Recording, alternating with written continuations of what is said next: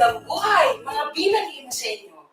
Malugod ko pong ibinabalita sa inyo ng SDO Imus City ay handa na sa pagbubukas ng klase sa darating na August 24. Teka! Hanggat walang vaccine, hindi ko papapasukin ang anak ko. Mahalaga sa akin ang edukasyon pero mas mahalaga ang buhay ng anak ko. Pag tinamaan ba siya ng COVID, may babalik niyo ba ang buhay ng anak ko? Hindi ba pwedeng i-cancel na lang ang taong ito? Abay, para niyo kaming pinapipili kung buhay ng anak namin o eskwela eh. Kulang po matapos nga po ang pakikipag-unayan namin at konsultasyon sa Interagency Task Force at Department of Health, inanunsyo na po ng ating kagawaran sa pangunguna ng ating DepEd Secretary ang class opening sa August 24. Pero hindi po ito nangangahulugan ng nakagawian natin na pisikal na pagpasok ng mga bata. Dahil meron na po tayo ngayong pagpipilian ng mga mag-aaral katulong po ng ating mga magulang na katulad nyo. Meron po tayong mga learning modalities gaya online o modular, blended, homeschooling at ang panghuli ay ang face-to-face. Ang DepEd po ay may hinahanda ring learning continuity plan kung saan nakapaloob po ang lahat ng plano, mga gawain, programa at proyekto para masigurong magiging maayos ang sistema ng edukasyon sa new normal. Ha? Anong education sa new normal? Eh di ba may COVID-19 pa? Kailangan ba magbukas ng klase sa August? Ayon nga po sa ating DepEd Secretary Leonor Liling Magtolis-Briones, kailangan nating simulang bigyan ng pag-asa at pagkakataon ng ating mga anak at maturuan silang yakapin ang realidad, magkaroon ng lakas ng loob na harapin ang anumang suliranin at matulungan silang makamit ang kanilang buong potensyal. Ang pagbubukas po ng klase sa August 24 ay alinsunod sa Republic Act 7797 kung saan ang pagbubukas ng klase ay itinakda sa unang Lunes ng Hunyo, ngunit hindi maaring lumagpas sa huling araw ng Agosto. Yun naman pala. Kami naman ni Mrs. ay naniniguro lang din. Ay, nakakatuwa naman po at magbubukas kayo ng inyong damdamin tungkol sa mga bagay na ito. Okay lang kayo, DepEd? Papapasukin yung mga anak namin? Akala ko ba may social distancing? Ang liit-liit ng room eh. Kasya ba sila ron? Eh yung mga matatanda eh, hirap na hirap sa wine, eh di lalo na yung kalilikot. Ayon po sa mga eksperto, sa ating pong mga otoridad, ang new normal ay hindi pa po matatapos agad-agad. Matatagal pa po ito, lalo na at wala pa pong inilalabas na vaccine. Maaatin po ba natin na tumigil na lang ang ating mga anak? Sa inyo po na mga nag-aalala, gayon din po kami bilang mga edukador at bilang mga magulang. Ngunit sinisiguro po namin sa inyo na susunod kami sa mga guidelines na itinakda ng Interagency Task Force at ng Department of Health at mahigpit po itong ipatutupad sa ating mga paaralan. Paano pag may tinamaan ng COVID? Masasagot niyo ba yon? Ang utos po ng ating DepEd Secretary Briones, na binigyan din po ng ating Regional Director Wilfredo Cabral, na ating pong itutuloy ang edukasyon. Pero prioridad po natin ang kalusugan at kaligtasan ng mga guro at mga bata. Hindi po natin sila ilalagay sa balag ng alanganin at hindi ipukompromiso. Imagine po ninyo kung anong mangyayari sa mga bata natin kung hindi na maitutuloy ang kanilang pag-aaral dahil lamang sa natakot tayong sumubok, bagamat meron naman po tayong pagpipilian. Muli po, nandyan ang distance learning kaya ng online at module. Online? Paano ang online?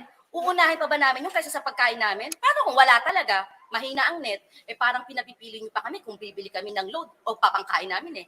Good news po, mula sa ating mga lokal na opisyal, ang ating Governor John Vic Remulla, Congressman Alex Advincula at Mayor Emmanuel Maliksi, lahat po sila ay nagsasabing prioridad nila ang pagpapalakas ng internet connectivity sa buong lungsod upang matugunan po ang ating pangangailangan gaya po ng paglalagay ng public Wi-Fi zone at pagpapataas ng internet speed sa mga paaralan at mga barangay. Sa online learning po, gamit ang internet at mga gadget, pwedeng laptop o Android cellphone ay maihahatid po ng DepEd sa mga mag-aaral ang mga aralin.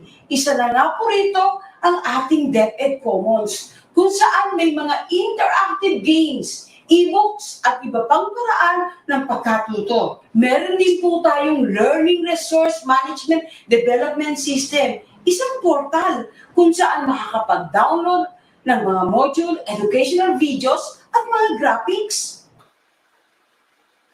Paano naman kung module? Kami ba ang magpapaprint niyan? Paano naman namin makukuha yan? Kung ang inaalala niyo po ay ang pagpapaprint, huwag po kayo mag-alala dahil libre po ito at ibibigay po namin ito sa inyo. Muli, katuwang ng DepEd ang ating pamahalaang lungsod. Sa katunayan nga po, nagkaloob ang ating Mayor Emmanuel Maliksi ng mga duplicator machines sa bawat paaralan at naglaan din ng budget para sa pagpapa-imprenta ng mga ito. Ang mga modules na ito ay siguradong dekalidad dahil ito ay pinangunahan ng ating USEC Diosdado M. San Antonio ng Bureau of Curriculum and Development. Inaral po ng DepEd kung ano ang mga pinakamahalagang aralin na dapat maituro sa mga bata para maiangkop ang mga ito sa new normal na ating kinakaharap. Paano ba yun? Ayoko talagang palabasin ng anak ko. Gusto ko ako na lang magturo sa kanya. Pwede ba yun? Diyan po papasok ang ating ika-4 na pagpipilian, ang homeschooling. Dito po ay mismo kayong mga magulang o guardian ang gagabay sa inyong mga anak sa kanilang mga pag-aaral at nakatakda na pong ilabas ng DepEd ang guidelines para dito. Alam po ba ninyo mga magulang na malaki ang inyong bahagi sa kung anong learning modality ang ating ipatutupad? Ano man po ang sitwasyon, tuloy po ang sulong edukalidad sa bagong normal. Alinsunod po sa DepEd Order Number 7, Series 2020 o School Calendar for 2020 to 2021, magkakaroon po tayo ng enrollment sa buong buwan ng Hunyo kung saan may sasagutan po kayong survey form na layong makuha ang mga kinakailangang impormasyon at mapulsuhan kung ano sa mga nabanggit na learning modality o estratehiya ang gagamitin para masuportahan ang mga mag-aaral sa darating na pasukan. Magtutuloy-tuloy din po ang mga gagawing paghahanda at gagamitin namin ang buong buwan ng Hunyo hanggang Agosto upang matiyak na ready na tayo pagdating ng August 24. Magsasanay pong mabuti ang ating mga guro. Ihanda po natin ang mga kagamitang kakailanganin. Maghahanap po tayo ng makakapartner mula sa private sectors sa bisa ng Brigada Eskwela at Oplan Balik Eskwela. Sa pagbubukas ng ating mga paaralan, katuwang ng City Government of Imus ang ating DepEd. At syempre, hangad namin ang seguridad ng lahat ng mga papasok ng mga mag-aaral at syempre mga guro. Kaya nga ang plano ng ating city government ay tulungan ng ating DepEd, lalong-lalo na sa pagpapanatili ng kalinisan at seguridad ng ating mga paaralan. Naglalayan tayong bumili ng mga disinfectant, mga thermal scanners, mga foot bath, mga face shields. Ilan lamang po ito sa mga inihahanda po natin para masigurado natin ang kaligtasan ng ating pong mga mag-aaral at mga guro. Bukod po dito, isa sa magandang programa syempre, yung pagkakaroon po natin ng mga modules. Itong mga modules po na ito ay ipiprint po natin ng libre at ipamamahagi po natin para yung tinatawag po nating blended learning ay ma-implement po talaga natin ng maganda sa ating pong mga paaralan. Marami pa kong mga inihahanda mga programa ang ating pong pamahalang panglungsod. At katulad na nga rin po dito, syempre, yung pagsasaayos po ng ating pong mga eskwelahan para yung pong virtual learning experience po nila ay talaga pumapaganda. Handa po ang pamahalang lungsod na gumastos para yung internet connectivity at yung upgrade po ng ating mga IT equipments and facility para siguraduhin po talaga na maibigay po yung pinakamagandang serbisyo, edukasyon sa ating mga kabataan ay ating po maibigay sa kanila. Naniniwala po tayo na sa pamamagitan lamang po ng pagtutulungan at pagkakaisa may tatawid po natin yung nangyayari pong epidemya dito po sa ating bansa. At syempre, kaisa ng Department ng Edukasyon, ang ating pamahalang panglungsod sa adhikain po na ito. Kaya sana magsama-sama po tayo at atin po talaga matutukan ang edukasyon ng ating mga kabataan. Sapagkat naniniwala po tayo na dito po sa Imus, no, ang ating po mga estudyante ang bida, kayo pong importante. Kaya kailangan po talaga bigyan po kayo ng prioridad. At hindi po kami magsasawang magpaunawa sa lahat na tayo ay may ginagawa at may pag-asa sa gitna ng pandemya. Sa DepEd Imus City, wala pong maiiwan. Pwedeng mag-online, pwedeng mag-modular. Walang mahirap, walang mayaman. Gagawin po natin ang lahat ng paraan. Samahan niyo po kami sa labang ito. Hindi po namin ito kayang mag-isa. Hindi po DepEd ang kalaban dito. Kakampihin niyo po kami para sa magandang kinabukasan ng inyong mga anak. Labanan natin ang kamangmangan. Magkaisa po tayo. Magkapit kamay. Salamat po sa inyong pakikinig. Kung meron pa po kayong katanungan, ang opisina ko po ay bukas sa inyong lahat upang tugunin pa ang inyong mga katanungan.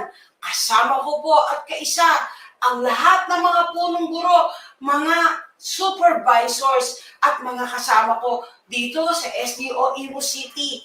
Nakahandang tumulong, sumagot sa lahat ng inyong mga katanungan. Sa huli, inaasahan ko po na tayo po ay magkakaisa. Kapit kamay po tayong mananalangin. Hihingi ng tulong sa ating poong may kapal. Dahil po, ang Diyos na sa atin ay nilikha, ang siyang magbibigay solusyon sa lahat ng ating mga suliranin. Siya po ang tatapos sa pandemic na ito. At siya po, higit sa lahat, ang magbibigay sa atin ng tunay na kahulugan ng kaligayahan at magandang buhay.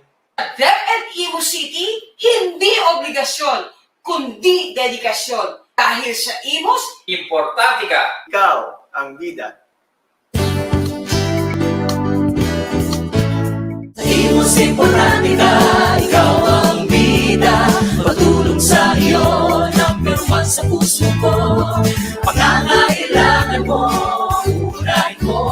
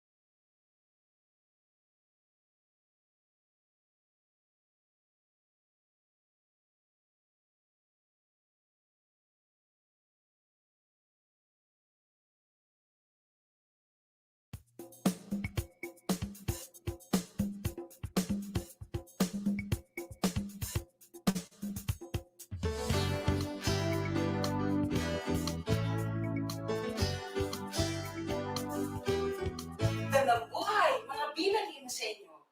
Malugod ko pong ibinabalita sa inyo ng SDO Imus City ay handa na sa pagbubukas ng klase sa darating na August 24.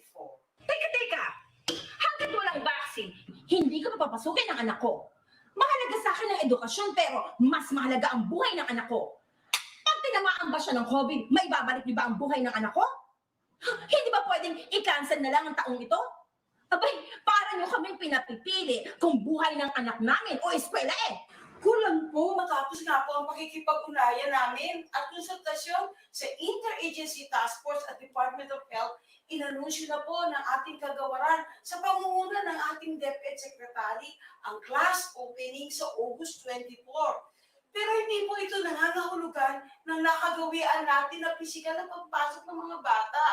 Dahil meron na po tayo ngayong pagpipilian ng mga mag-aaral katulong po ng ating mga magulang na katulad nyo. Meron po tayong mga learning modalities gaya ng online o modular, blended, homeschooling at ang panghuli ay ang face-to-face. Ang DepEd po ay may hinahanda ring learning continuity plan kung saan nakapaloob po ang lahat ng plano, mga gawain, programa at proyekto para masigurong magiging maayos ang sistema ng edukasyon sa new normal.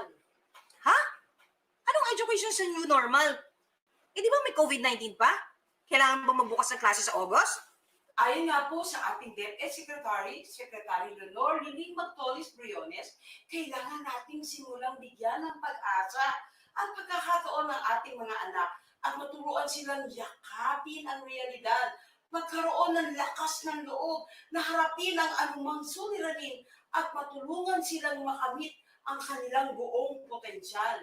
Ang pagbubukas po ng klase sa August 24 ay alinsunod sa Republic Act 7797 kung saan ang pagbubukas ng klase ay itinakda sa unang Lunes ng Hunyo, ngunit hindi maaring lumagpas sa huling araw ng Agosto. Yun naman pala. Kami naman ni Mrs. ay naniniguro lang din. Ay, nakakatuwa naman po at magbubukas kayo ng inyong damdamin tungkol sa mga bagay na ito. Okay lang kayo, DepEd? Papapasukin yung mga anak namin? Akala ko ba may social distancing? Ang liit-liit ng room eh. Kasya ba sila ron? Eh yung nga matatanda eh, hirap na hirap sa wine, eh di lalo na yung kalilikot. Ayon po sa mga eksperto, sa ating pong mga otoridad, ang new normal ay hindi pa po matatapos agad-agad. Matatagal pa po ito, lalo na at wala pa pong inilalabas na vaccine. Maaating po ba natin na tumigil na lang ang ating mga anak? Sa inyo po na mga nag-aalala, gayon din po kami bilang mga edukador at bilang mga magulang. Ngunit sinisiguro po namin sa inyo na susunod kami sa mga guidelines na itinakda ng Interagency Task Force at ng Department of Health at mahigpit po itong ipatutupad sa ating mga paaralan. Paano pag may tinamaan ng COVID? Masasagot nyo ba yon? Ang utos po ng ating DepEd Secretary Briones, na binigyan din po ng ating Regional Director Wilfredo Cabral, na ating pong itutuloy ang edukasyon. Pero prioridad po natin ang kalusugan at kaligtasan ng mga guro at mga bata. Hindi po natin sila ilalagay sa balag ng alanganin at hindi ikukompromiso. Imagine po ninyo kung anong mangyayari sa mga bata natin kung hindi na maitutuloy ang kanilang pag-aaral dahil lamang sa natakot tayong sumubok, bagamat mayroon naman po tayong pagpipilian. Ngunit po, nandyan ang distance learning kaya ng online at module. Online? Paano ang online? Uunahin pa ba namin yung kaysa sa pagkain namin? Paano kung wala talaga? Mahina ang net. Eh parang pinapipili niyo pa kami kung bibili kami ng load o papangkain namin eh. Good news po, mula sa ating mga lokal na opisyal, ang ating Governor John B. Cremulya, Congressman Alex Advincula at Mayor Emmanuel Maliksi, lahat po sila ay nagsasabing prioridad nila ang pagpapalakas ng internet connectivity sa buong lungsod upang matugunan po ang ating pangangailangan gaya po ng paglalagay ng public Wi-Fi zone at pagpapataas ng internet speed sa mga paaralan at mga barangay. Sa online learning po, gamit ang internet at mga gadget, pwedeng laptop o Android cellphone ay maihahatid po ng DepEd sa mga mag-aaral ang mga aralin. Isa na nga po rito ang ating DepEd Commons, kung saan may mga interactive games, e-books at iba pang paraan ng pagkatuto. Meron din po tayong Learning Resource Management Development System, isang portal kung saan makakapag-download ng mga module, educational videos at mga graphics. Paano naman kung module? Kami ba ang magpapaprint niyan? Paano naman namin makukuha yan?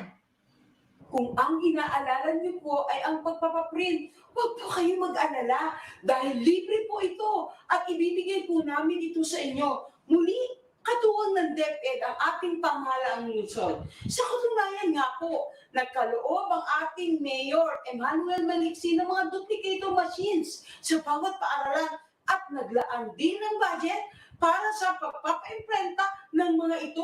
Ang mga modules na ito ay siguradong de kalidad dahil ito ay pinangunahan ng ating USEC Diosdado M. San Antonio ng Bureau of Curriculum and Development. Inaral po ng DepEd kung ano ang mga pinakamahalagang aralin na dapat maituro sa mga bata para maiangkop ang mga ito sa new normal na ating kinakaharap. Paano ba yun? Ayoko talagang palabasin ng anak ko. Gusto ko ako na lang magturo sa kanya. Pwede ba yun? Diyan po papasok ang ating ika-4 na pagpipilian, ang homeschooling. Dito po ay mismo kayong mga magulang o guardian ang gagabay sa inyong mga anak sa kanilang mga pag-aaral. At nakatakda na pong ilabas ng DepEd ang guidelines para dito. Alam po ba ninyo mga magulang na malaki ang inyong bahagi sa kung anong learning modality ang ating ipatutupad? Ano man po ang sitwasyon, tuloy po ang sulong edukalidad sa bagong normal. Alinsunod po sa DepEd Order Number 7, Series 2020 o School Calendar for 2020 to 2021, magkakaroon po tayo ng enrollment sa buong buwan ng Hunyo kung saan may sasagutan po kayong survey form na layong makuha ang mga kinakailangang impormasyon at mapulsuhan kung ano sa mga nabanggit na learning modality o estratehiya ang gagamitin para masuportahan ang mga mag-aaral sa darating na pasukan. Magtutuloy-tuloy din po ang mga gagawing paghahanda at gagamitin namin ang buong buwan ng Hunyo hanggang Agosto upang matiyak na ready na tayo pagdating ng August 24. Magsasanay pong mabuti ang ating mga guro. Ihanda po natin ang mga kagabitang kakailanganin.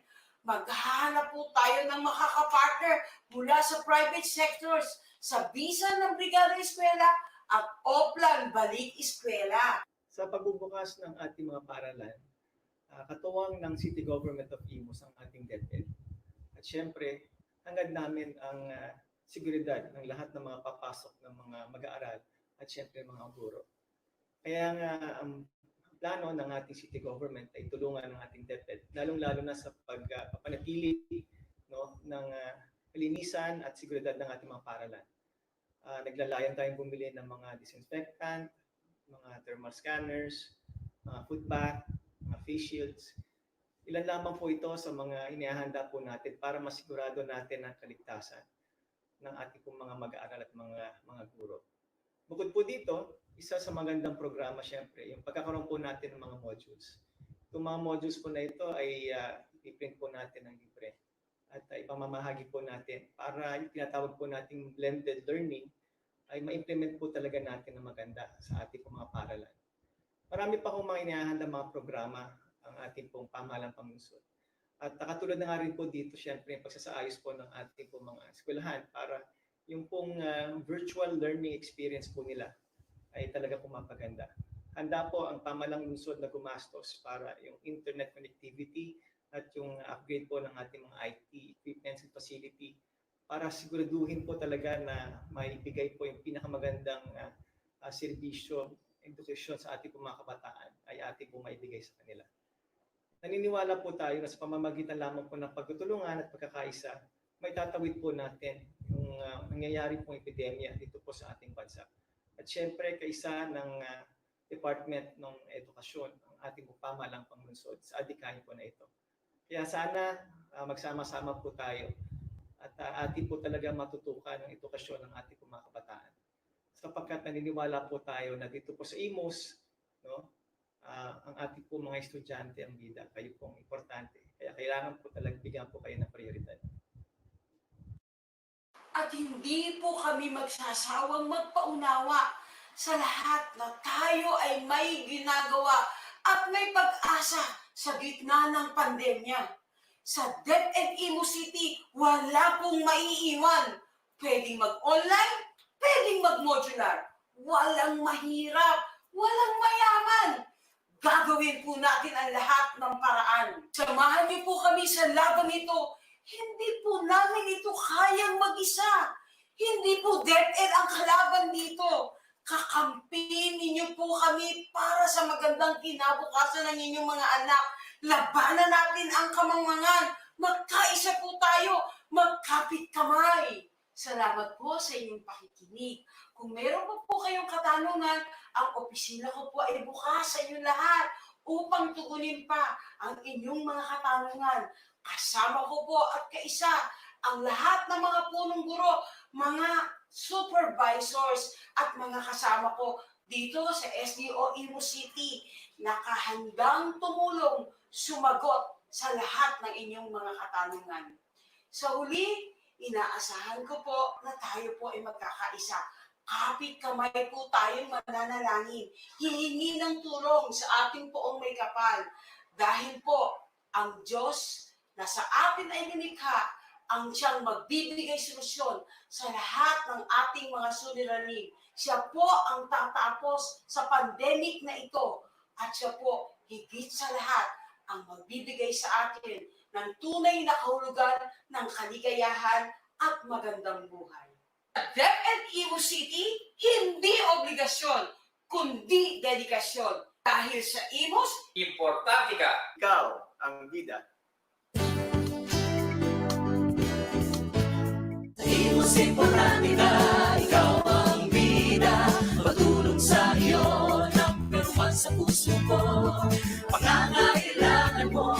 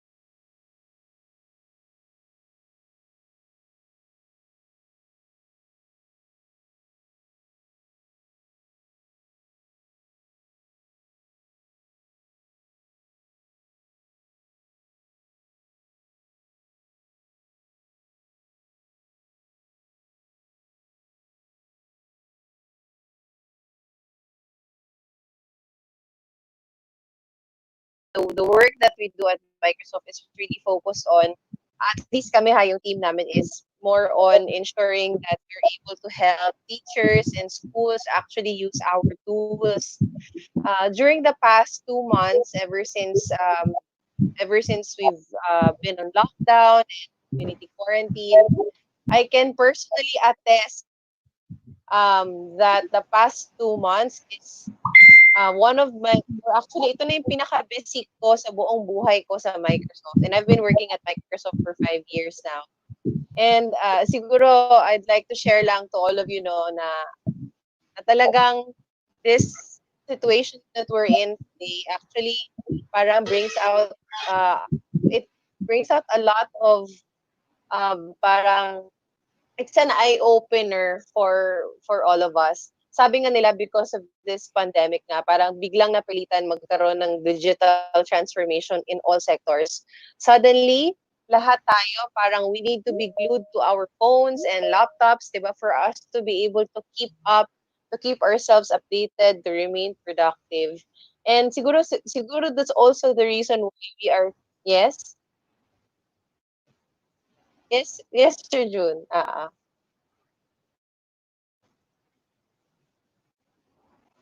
Ayaw makita ng face ko? I'm asking, talaga ba? Okay, yan. So, naka-t-shirt lang naman ako. Ayan. Okay na? Alright.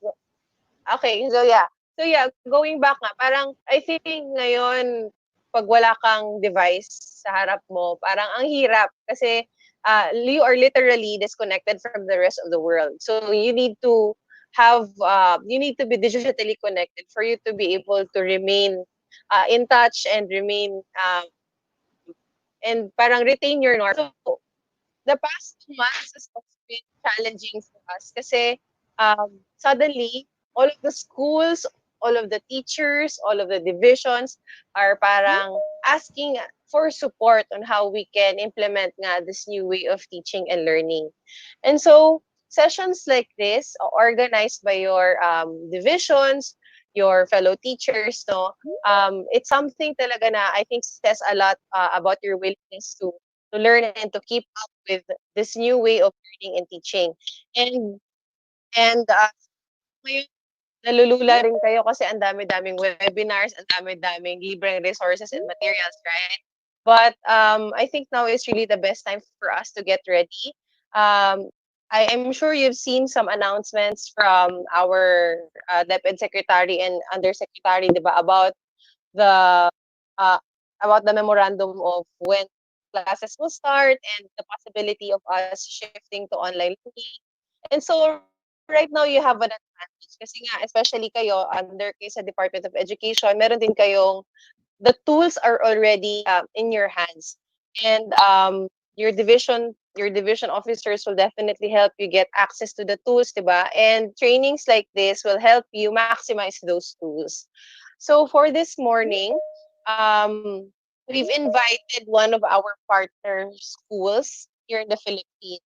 So sa Microsoft po kasi, we work both with DepEd schools and private schools. And I think what's nice about the community of educators that we have here in the Philippines is that everything is really built on each other's best practices. And so during also this time of pandemic, we learn so much from one another.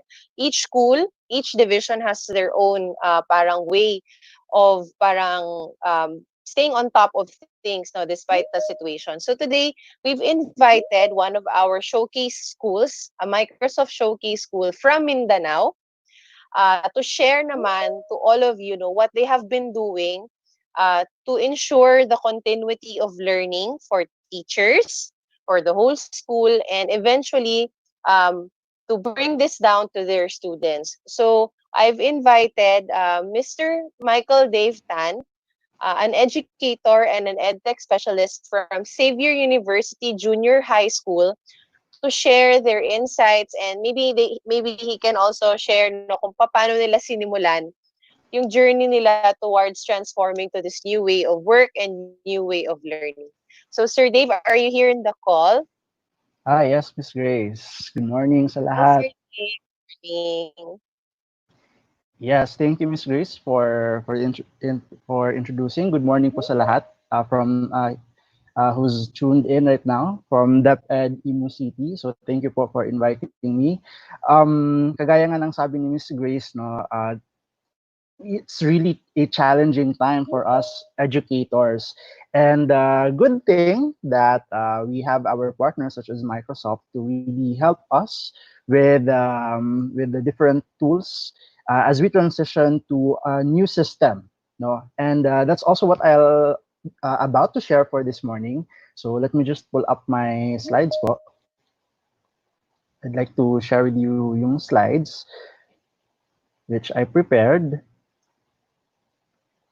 For my part naman, it's just really more of a sharing. So yung talk ko po is entitled Braving the New Normal. So for those who do not know me po, my name is Dave.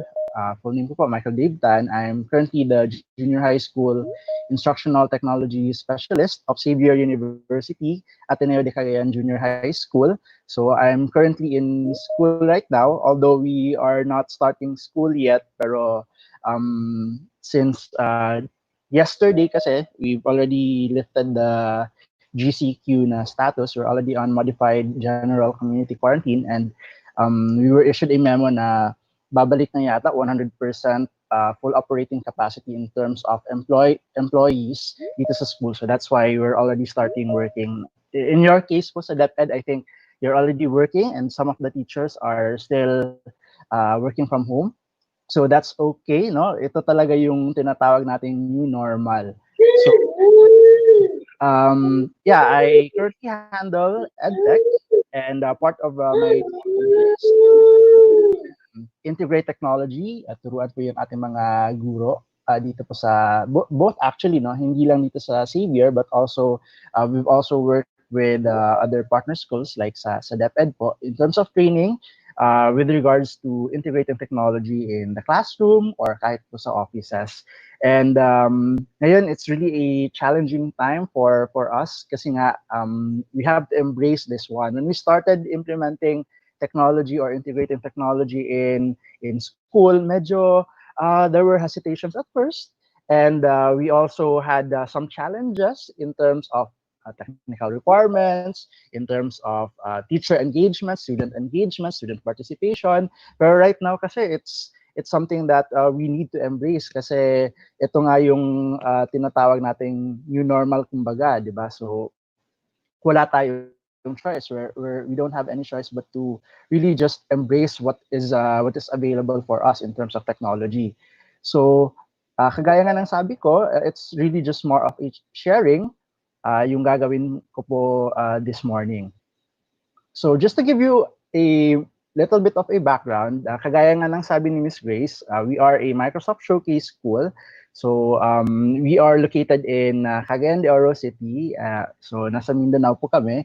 We are a Filipino Catholic and Jesuit educational community dedicated to the integral development of the person for the needs of Mindanao here in the Philippines and the Asia Pacific. Yun po yung core mission and vision po namin. We are about 12,000 in population as a whole sa university. Kasama na po yung tertiary tsaka yung basic ed yan.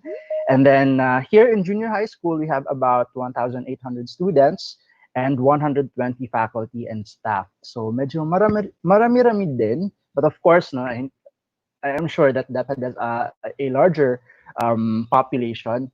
But yeah, we started out integrating technology starting here in the basic ed here in junior high school.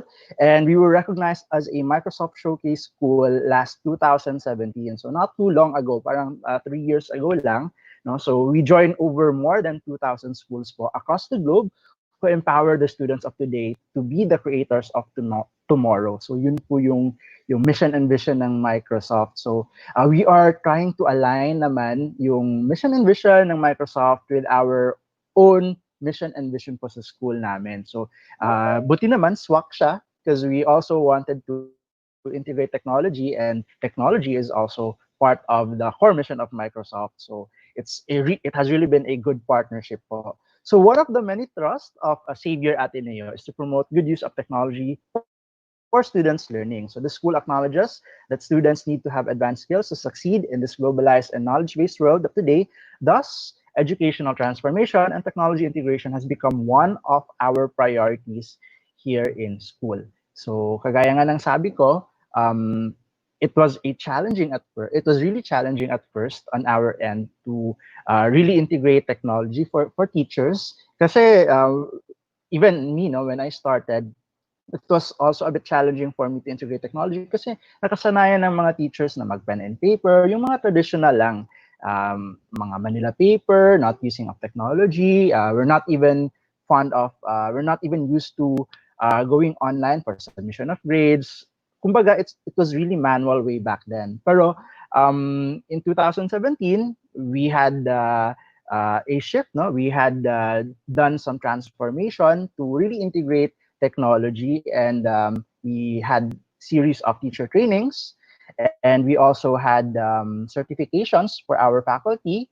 So after receiving the recognition as a Microsoft Showcase School, there was a massive drive of teacher support and tech capacity building through the programs of our office, yung sa instructional technology po, supported po yun ng school administration, faculty, and staff. So we had conducted first our internal in-house trainings for our faculty and staff, not only faculty and staff, but we also involved our non-teaching personnel, and we've also involved our students kasi we have a tech club. So we got them involved also with the activation of the student accounts for Microsoft. And yung mga non-teaching personnel then, they were interested in knowing these tools kasi hindi lang naman siya limited for education, pwede rin siyang for productivity. So they were also trained with these technologies. And also parents were given idea through information sessions and trainings and orientations that there were technologies being introduced to the students through the classes, no, of the teachers. So yun nga, there was really a shift from the traditional way of teaching to the modern way of teaching, which is what we have right now. No? So professional development was also constantly done through the active participation of teachers in the Microsoft education community. So malaking tulong po talaga na we've been part of the Microsoft community, not just because we are a Microsoft Showcase School. Kasi bago pa kami naging Microsoft Showcase School, we were really involved already with Microsoft. So we already had connections with them. No, na we've already met some of them, and we've participated in some of their activities until such time na we applied as a Showcase School. Saka tuloy-tuloy na. So even up until this moment, no, actually hindi nga siya, although it's not going to be implemented this school year, but we're still really running Microsoft trainings, especially for our newly hired teachers. They get to be introduced by the MEC during their pre-service training seminar at the start of the school year. And all teachers are really encouraged to become Microsoft Innovative Educators, or MIEs, or MIEEs, Microsoft Innovative Educator Experts. And we also have certifications nga, kagaya nga ng sabi ko, like what you can see there, yun po yung aming mga Microsoft certified educators. We had to take a test pa in Davao to get that certification. So our faculty and staff are certified Microsoft educators, innovative experts, and they are actually Microsoft ambassadors, which actually really makes us a Microsoft Showcase School, no? Because our faculty are really equipped. They are teacher trainers, they are tech trainers, and they really lead in terms of professional development, in terms of capacity building, not just for teachers, but also for students. So ito pa po yung ibang mga activities na ginawa namin. So aside from in-house faculty trainings nga, we also did tech trainings outside the school, such as gathering public school teachers. Kasi we have a partnership kasi with DepEd, Division of Cagayan de Oro, called the Tulong Dunong Program. So we are trying to adopt we are actually adopting 10 public schools from DepEd Division of CDO para we can work together as a community. So we invited some of these teachers from these partner DepEd schools for the Microsoft Education Ambassador Adopt a School program. Swak na swak po kasi Microsoft has this Adopt a School program, and for Xavier naman, we already have a so-called or a similar Adopt a School program din called the Tulong Dunong program. So we've decided na why not sync in the two, no? So why not bridge the two and connect them all together? So we've invited the teachers to for them to be trained, with the Office 365 and other Microsoft tools. And yeah, during the program nga, and this training, the XUJHS or CB Ateneo Junior High School Microsoft Education Ambassadors, yung mga faculty po namin conducted workshops on how to effectively use Microsoft productivity tools like Word, PowerPoint, Excel. Nung dati, may Skype in the classroom pa. We've also participated in those activities and Sway. So, based naman po sa feedback, they were all very thankful and grateful po na they were trained with these technologies. Kasi it was just really heartwarming for us to hear the feedback from the teachers, no, from our partner schools na they really learned something, and they really thank us na itong mga tools na to which were introduced, itong mga Microsoft tools can really be used in their classes. Although they had some hesitations kasi nga medyo limited nga yung nila, yung mga tech tools nila sa classroom or sa school, pero they were really eager to learn, no? And that's the great thing about it. So yun nga, teachers were introduced to the Microsoft education community. Yun po yung last step after the tech training, kasi sa Microsoft Educator community, now called the Microsoft Educator Center, dun po may mga series of online trainings po, tsaka makaka-receive po kayo ng mga training certificates and badges po dun. So we introduced the teachers to that community, to that online community, where they can access unlimited professional development content and also lessons on which they can use for their respective classes. So yung MEC po promotes global collaboration among students and teachers from different parts of the world. Kasi yung mga content po na nilagay dun sa MEC or Microsoft Educator Community or Microsoft Education Center, may mga lesson plans po dun na ginawa po ng different teachers around the world. So it's really a collaborative output of all educators in the world, which are Microsoft ambassadors or Microsoft innovative educator experts. So yun po yung parang naging out-base po namin na training. And aside from those nga, our Microsoft ambassadors joined other Microsoft-led activities, kagaya nga yung Adopt a School. We've also joined the Microsoft Ambassadors Conference in Manila last time, kagaya ng nakikita niyo po sa picture, where we met some of the ambassadors. Siguro yung ibang mga ambassadors na taga DepEd Imus, andun po nung last time, no? Pero we were not able to meet personally kasi ang daming tao. So I hope no someday we get to see each other. I think there's another conference yata, pero it's going to be a live webinar come June or come this month by Microsoft. So we hope to see you there kasi we're also invited to speak there, yung coming Team Xavier.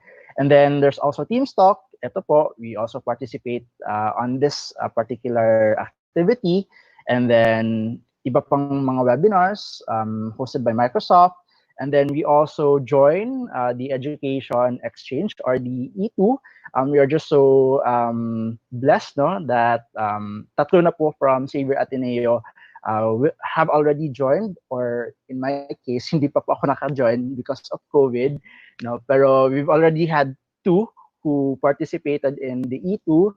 Yun po si Miss Mary Sheras po for Budapest 2016, tsaka si Sir Anito Libranda sa E2 Singapore 2018. And then this year nga sana, kami po ni Miss Jade, who's also one of the speakers in this session or for this morning, ay pupunta to Australia, but COVID happened. It's okay, baka may next time nga, di ba? Pero yeah, these are great opportunities na pwede tayong matap with Microsoft, and we get to learn also and share with other educators, not just in the city here in CDO or there in Imus, not just in the Philippines, but also with other educators around the world. So it's just very flattering and like yung experience ko nga as a Microsoft ambassador and a Microsoft innovative educator expert, may mga nag-a-add na no na mga teachers from different parts of the country. So we get to stay connected and share ideas, especially in times of implementing the school system with this new normal. No? So it's great to learn from the experiences of other educators from different parts of the country rin. So yun nga. So that's a bit of a backstory of us being a Microsoft Showcase School. So this time naman, I'd like to share what we are currently doing here in XU, here in Xavier Ateneo, in terms of preparation, no, with the new school year. Because I'm sure hindi lang kami no nagsa-struggle, hindi lang DepEd, hindi lang ibang private schools, but actually halos lahat po tayo talaga nagsa-struggle sa pag-implement ng curriculum, at saka marami po tayong talagang kailangan i-think bago natin ma-fully implement yung program. So yun nga, when COVID-19 happened and continued to spread and affected the school activities, especially with the school closure last March, we were about to do our final deliberations to end the school year. So we received a memo from our university president last March na magsa-school shutdown nga. And then it was then followed by a memo issued by DepEd na wala nga, maka-cancel nga yung mga classes. So we had to abruptly end the school year and we were about to do sana nga our final deliberations. And yun nga, the first thing that came into our mind when that happened was, what's next? No, anong mangyayari kasunod dito? We can't see each other. Teachers are used to meeting face to face, to do deliberations, to do their work in the faculty room. No, so what would be the next step? No, ano kayang kailangan gawin na next? Fortunately, with all the tech trainings that we've had for the past years, and with our partnership with Microsoft, our teachers have already activated their Office 365 accounts.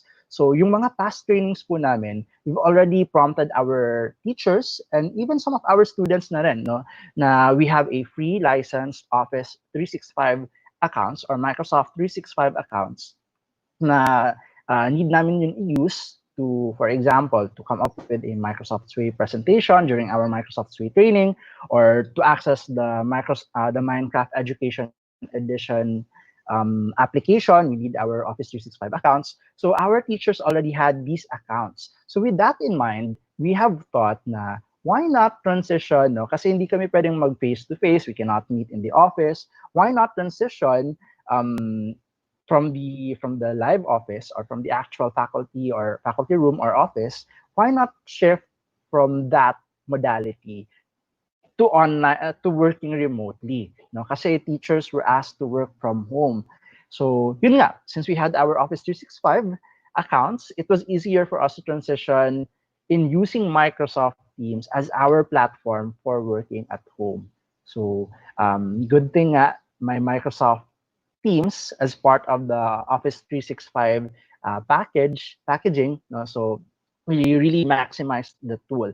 At first kasi hindi pa namin masyadong na-explore si Microsoft Teams. We just thought that it was a learning management system. We can upload files, do collaboration. But ito kasi when COVID happened, na-maximize talaga yung full potential ng Microsoft Teams. So yun din yung isa sa mga i-share ko mamaya, no, kung how we maximize Teams, ano yung pwede natin gawin through this platform, through this application. And what are the other tools pa na pwede natin gamitin in terms of curriculum implementation, integration, pedagogy, and so on. So yeah, we were able to do our deliberations na nga in Microsoft Teams. And when we did our online deliberations, good thing it was seamless, no? And teachers were highly adaptable in using the platform. So hindi kami masyadong nahirapan. Although there were some technical difficulties at the very beginning kasi may mga nawawala ng mga password, yung internet connection, yung device, may mga problems.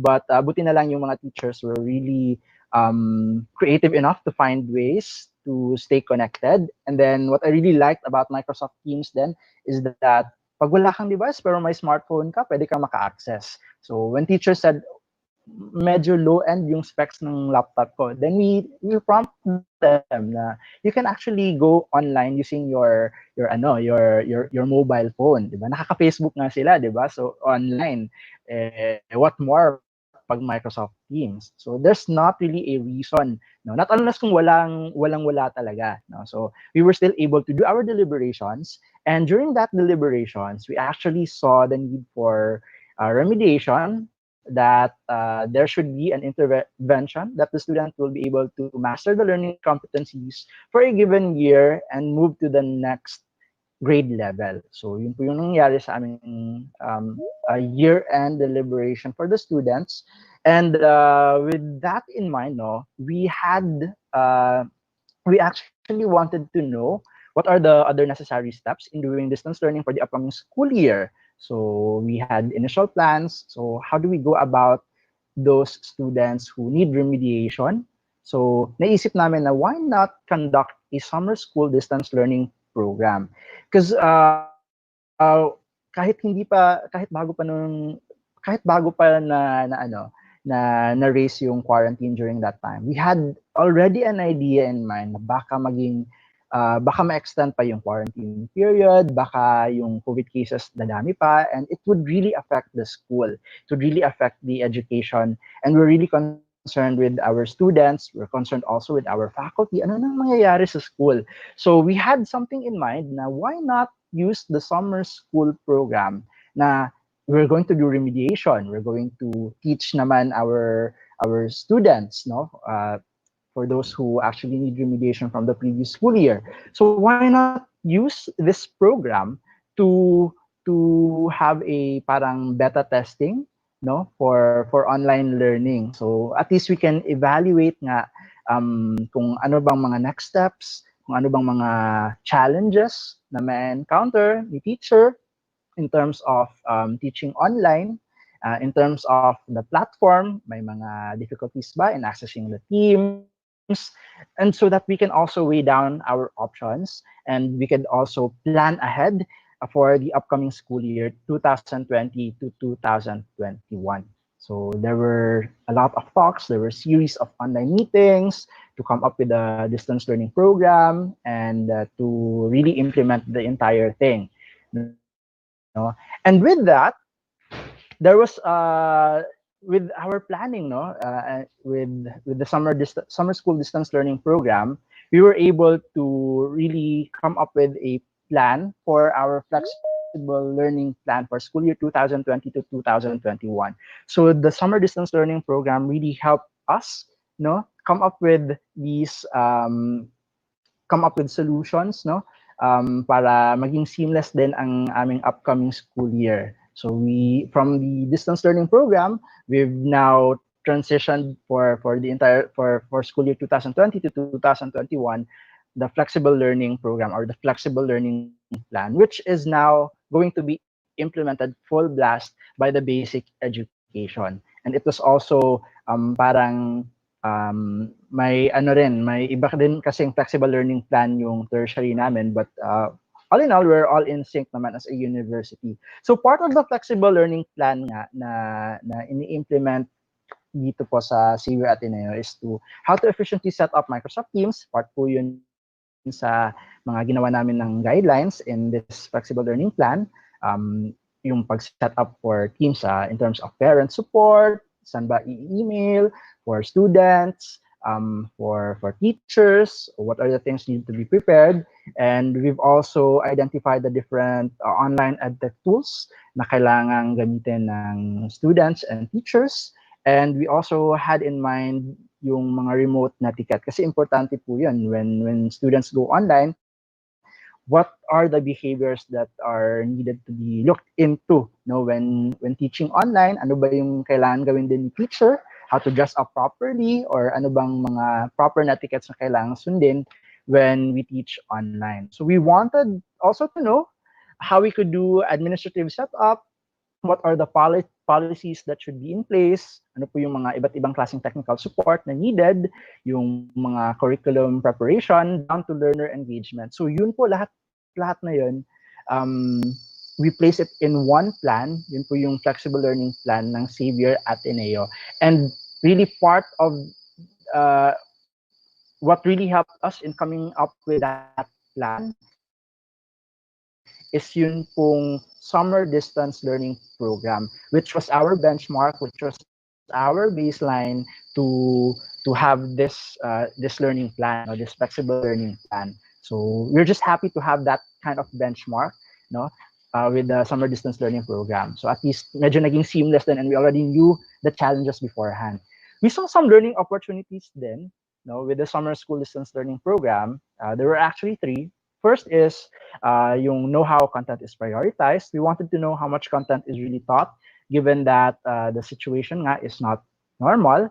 So we had to consider yung mga check-in for students, for social emotional learning and mental health. We had to consider that one.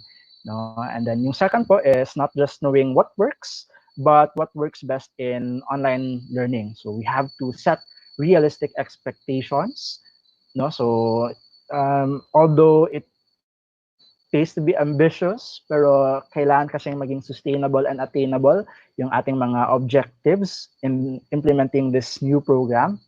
And third po is how we can use these tools for student agency, from mere compliance to engagement and hopefully to empowerment. So such as the use of tools are meaningful for both teachers and students. So yun po yung mga nakita namin from the summer distance learning program, which were then carried on to come up with our flexible learning plan for school year 2020 to 2021. So yeah, it was again seamless nga for summer school teachers to teach online since they already have the accounts with them. Pero before po namin in-implement yung summer school program, distance learning program, we had a series of trainings, no? And yun nga, we've used Microsoft Teams as our platform. At first, it was just merely for faculty use. We've transformed Microsoft Teams as our virtual office, but then eventually we've transformed Microsoft Teams as our online classroom. So naging LMS din po siya with video conferencing features. So the platform became a venue for employees and teachers to continue to work remotely, even in their respective homes, after nga nung school shutdown na declaration.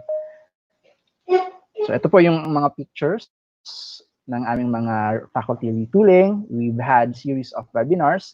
In terms naman po sa summer school distance learning program, it was implemented last May. So we've had a 1-week session at the crash course session for all our summer school teachers.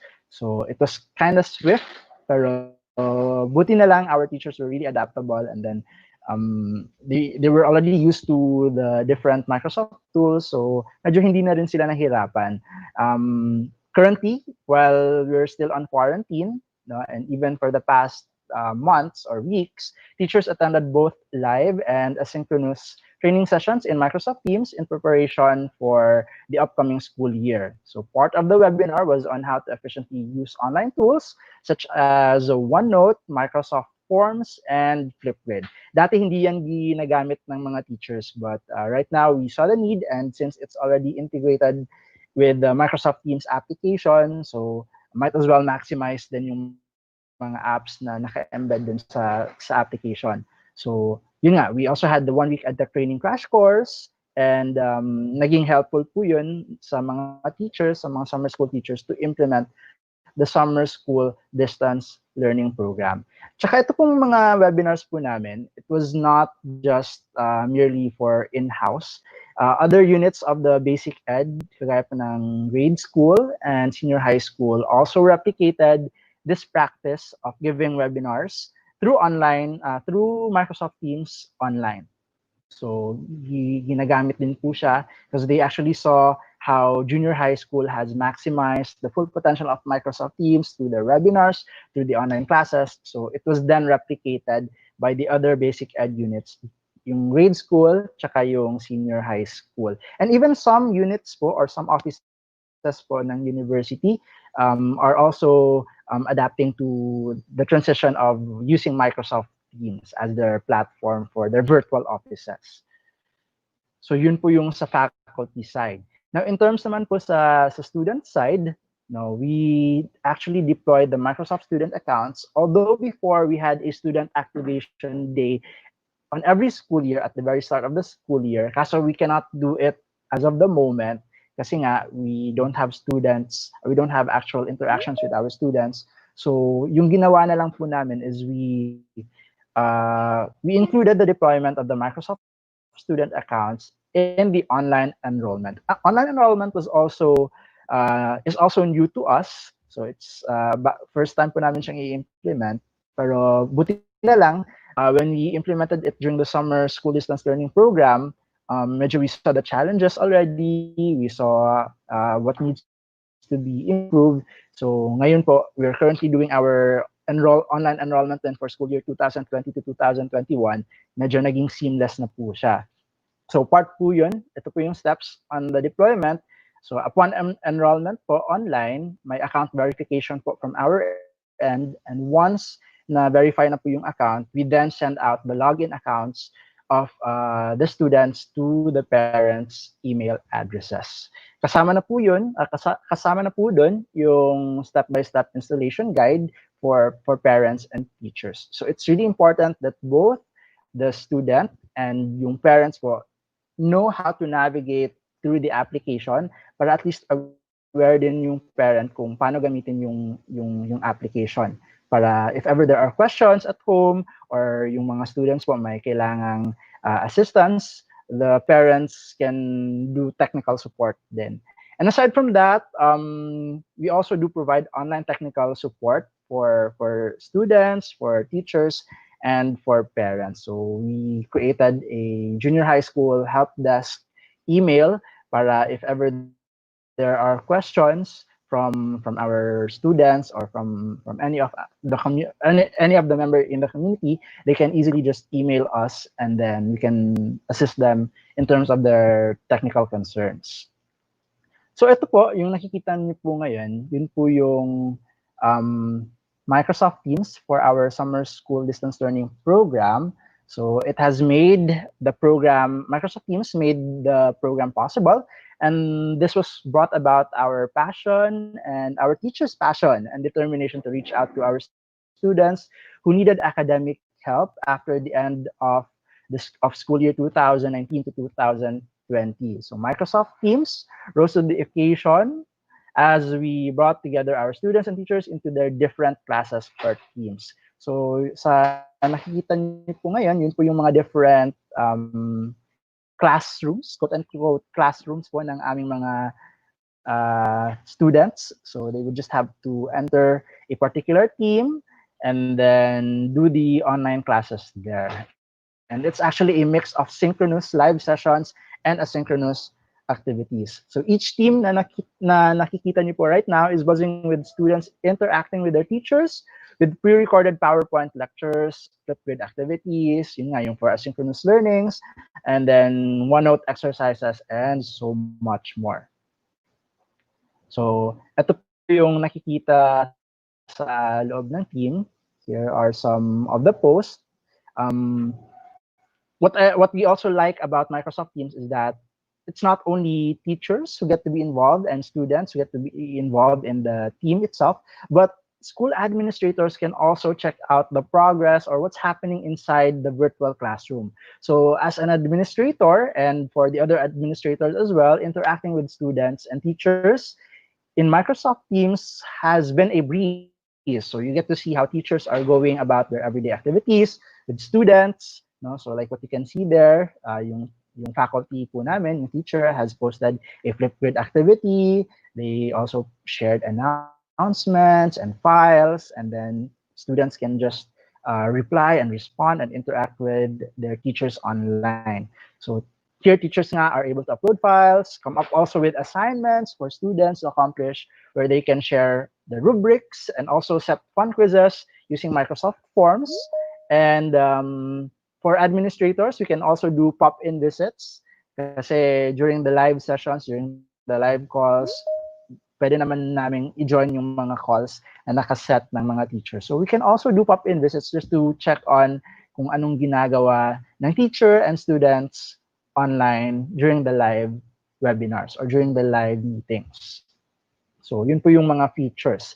And ito pa, another amazing feature po na you can use in Teams as an educator is yung Insights na application. It's an add-in application in Microsoft Teams, and here you can actually see the digital activity of every student in the class, yung average grade po ng klase. So it gives you parang a dashboard of the stats of your entire class. So nakikita rin po dito yung time for feedback, kung anong oras po usually yung time that the student is logged in onto your team, and their communication activity as well. So students and teachers here get the best of their learning through constant feedback. And we have our students saying that they love their synchronous interaction and they can't wait to be online the next day. So maganda po yung mga responses ng aming mga students. In fact, I'm also one of the summer school teachers, and what my students really tell me is that although they are excited to be back in school, to see and meet their classmates, their friends, pero for now, since the situation doesn't allow them to, being online in Microsoft Teams and learning and seeing their teachers has been very helpful for them to cope with the situation. So I think right now our students are really anxious, no, na they have been staying at home for the past almost 2 or 3 months. Yun nga yung sharing ng student ko na he hasn't went out nga from his house for the past almost 3 months na nga. During the start of the quarantine, nasa bahay lang siya. So I can just imagine the anxiety, the isolation, the feeling of isolation. So buti na nga lang, he mentioned na, it's good, sir, that I get to see you. I get to see some of my teachers online. I still get to learn and be productive even if I'm at home. So it was really a positive feedback, and nakakataba po yun ng puso as an educator. And it also gives us a sense of positivity na baka nga pwede nga talaga itong ma-implement for next school year. So yeah, teachers are also able to do, to facilitate learning and finally be able to do blended learning and see the progress of their students' work here in Teams. So aside po from the summer school distance learning program, so much of that po, I would also like to share with you some of the other things that we do in Microsoft Teams. Kasi hindi lang po siya limited sa summer school distance learning program. So again, ginawa nga namin yung Microsoft Teams as our platform for our virtual faculty room or virtual school. Kasi andun nga lahat, yung guidance counselors namin, they have an office there, they have a team there, yung mga administrators, they also have a team there, yung mga different subjects, subject coordinators, yung mga academic council, may team din doon. So it was really like a virtual and online school or office. So what we do there, aside from teaching online summer classes, no, so we do some of these activities. We do general faculty and staff meetings through Microsoft Teams, which was good kasi we are able to hear the voices of our colleagues. If ever may mga suggestions sila in implementing the new curriculum for next school year, or if they have ideas, they were really free to voice out their ideas and their suggestions. We also do academic council meetings to iron out the curriculum, the policies, no, and then there's also disciplinary and principals advisory board meetings done in Microsoft Teams. And then there's also collaboration of documents.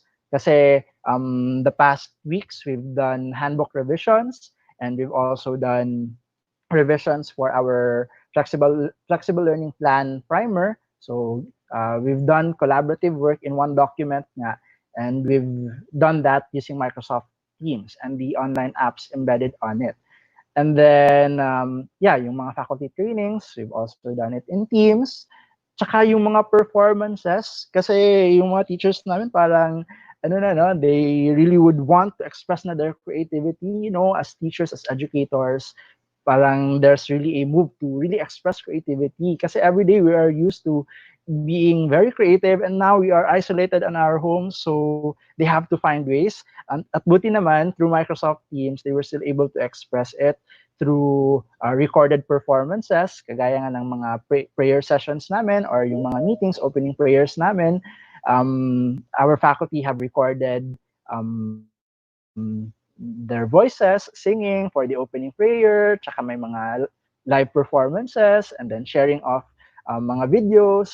No? So we were still able to express our creativity in Microsoft Teams, despite that we are working at home or we are just facing our colleagues online. And then we've done Flipgrid activities. We were also joking na siguro at the end of this pandemic, when we go back to our regular lives, magiging vloggers na yung mga teachers kasi we have activities wherein we're always faced in front of the camera talking.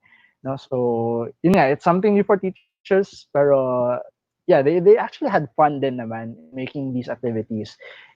Aside from that, we also taught our teachers how to do their pre-recorded presentations for asynchronous activities through Microsoft PowerPoint's screen recording feature. So instead of kasi may mga times na we don't ask our students to meet with us live. So what we just do is we just record our presentations, our PowerPoint presentations through the Microsoft PowerPoint screen recording feature for the asynchronous activities.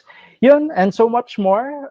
A lot of things have been happening in Microsoft Teams, mga prayer sessions, kumustahan, chikahan, kulitan, may mga online setting na nga lang nagaganap, no? Although we discourage it, pero yeah, it's something really fun, and we saw that this tool has really helped us to at least cope with what is missing, no, and bridge the gap in terms of working for school, doing our necessary tasks in school, and also connecting with our friends, our colleagues, our administrators, and so much more. So we thought at first that it would be challenging, but right now we actually got a hang of it already.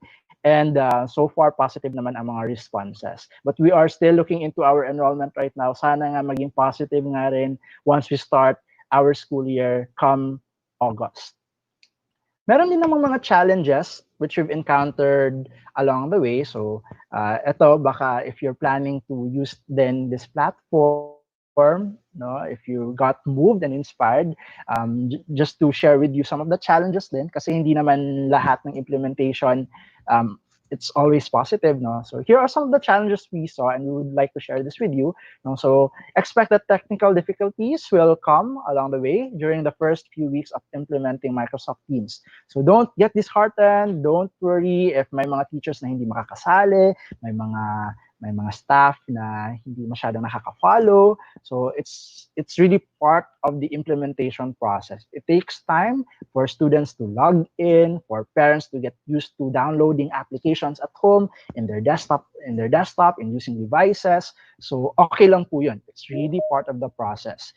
And then also expect that there will be concerns on internet connectivity and the use of devices.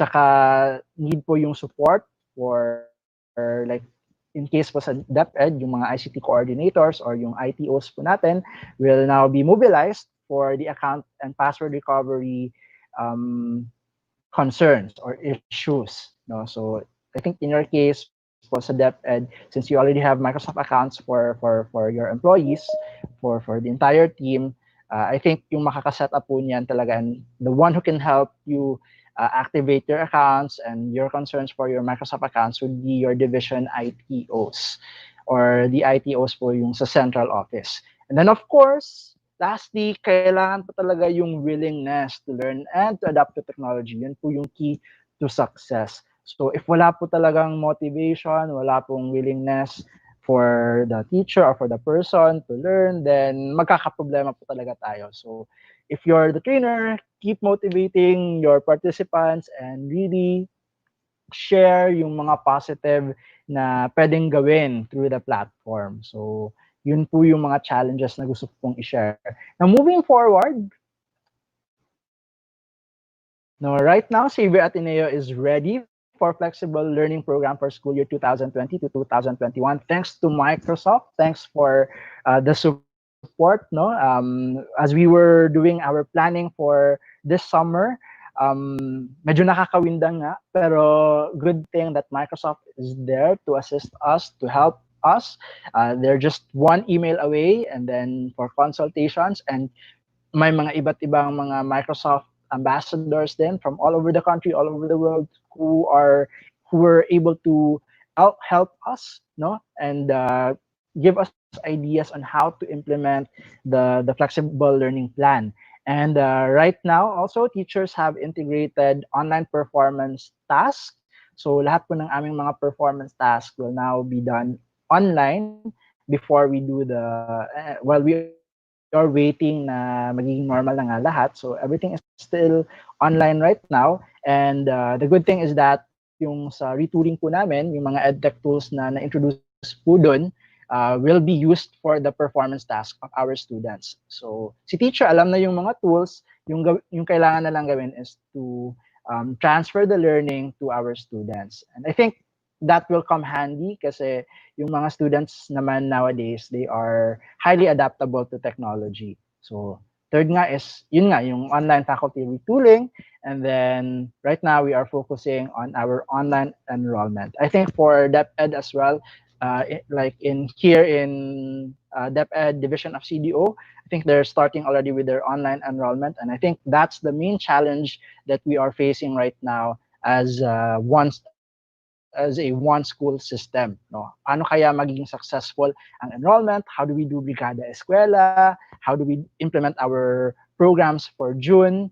No, knowing na we are in this difficult and challenging situation. But despite all these challenges, I know that we can rise up, no? And I know that kaya po nating malagpasan to, and we just really have to pray and be adaptable, no, with all these changes, kasi we have a lot of people naman who are going to help us. Isa na nga dyan si Microsoft, and also our different colleagues from the different institutions, ma-public man or ma-private, they are always there willing to help us. So yun po yung sharing ko na maihahandog ko po sa inyo for today. Thank you so much for listening. If you have questions, just feel free to drop it on the comments. Baka may mga questions po. Tapos I'll try to answer that na lang sa chat. And yeah, maraming salamat po. I'll now turn you over to our facilitator. Thank you.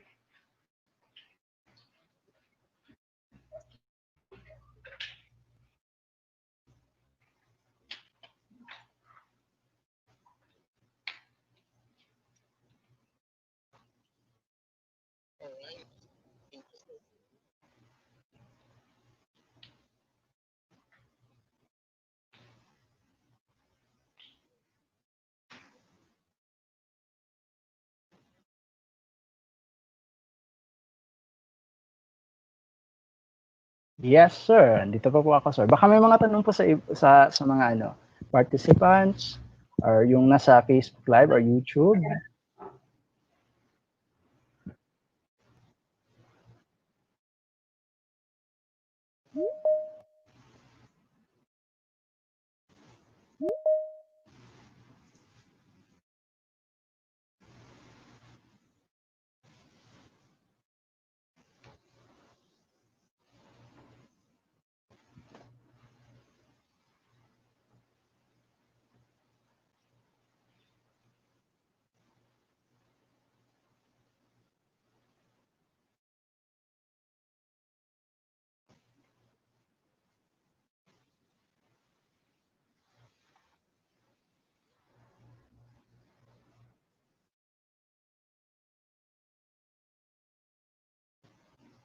Dito po sa meeting chat, sir, parang may tanong po. Saan po makukuha yung free Office 365? Like I said po, ma'am, pwede po nating tanungin yung ating Division ITO for your Microsoft Office 365 accounts. Second question naman po is, paano po mag-show ng presentation sa Teams? If you're on the live meeting po, sir, Sir Ernan, you could see there a toolbar just beside the mute button, may share po. So pwede niyo pong i-click po yan to share your screen, to share your presentation po.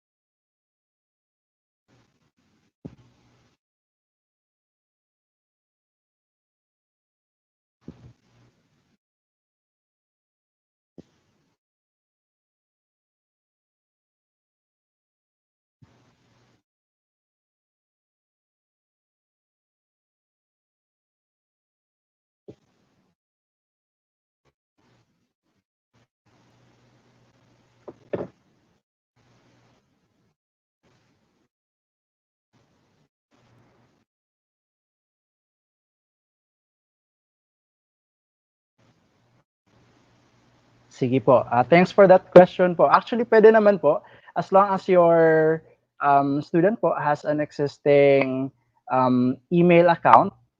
Kahit anong email account po, pwede pong ma-access. So, you just have to invite that student, or you can also share the link of your team meeting to that particular student para makasali po siya sa inyong private meeting.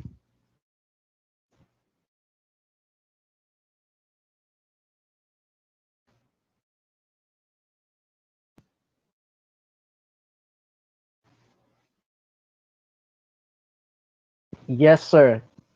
Kasi yeah, yun nga yung sabi ni Sir Jun, no, right now I'm using my school email address, pero nakasali po ako dito sa DepEd Imus na Microsoft Teams. So I was invited as a guest. So pwede niyo rin pong gawin yun for your students, or if ever you have plans nga.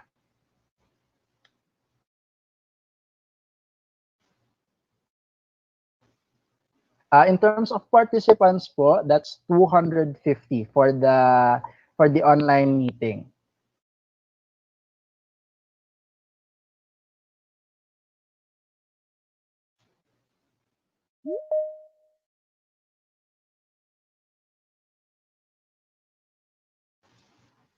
I see. Ano po, sir? Pwede po tayong mag-Microsoft Teams live event. May feature po dito si Microsoft Teams na instead of doing the usual meeting na kagaya po nito, we can also just set a parang Teams live event wherein para po siyang if you're familiar with StreamYard, na pwede po siyang i-broadcast to all. You just share the link to all the attendees. Hindi po sila makakasali sa group chat sa video conference call, but they will just be viewing yung sa screen po nila, yung sa end po nila. They can only see the speakers, the presenters, and they can also see the meeting chat where they can raise and ask questions. And what I really like about the Microsoft Teams live event is that moderated po yung chats. So at least hindi magkakasapawan.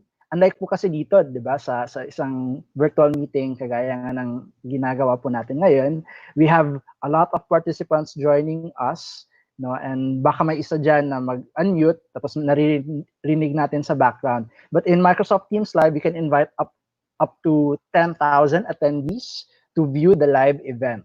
And then, isa-isa po sa mga presenters yung pwedeng mag-present po live. So it's like FB Live pero nasa Microsoft Teams siya.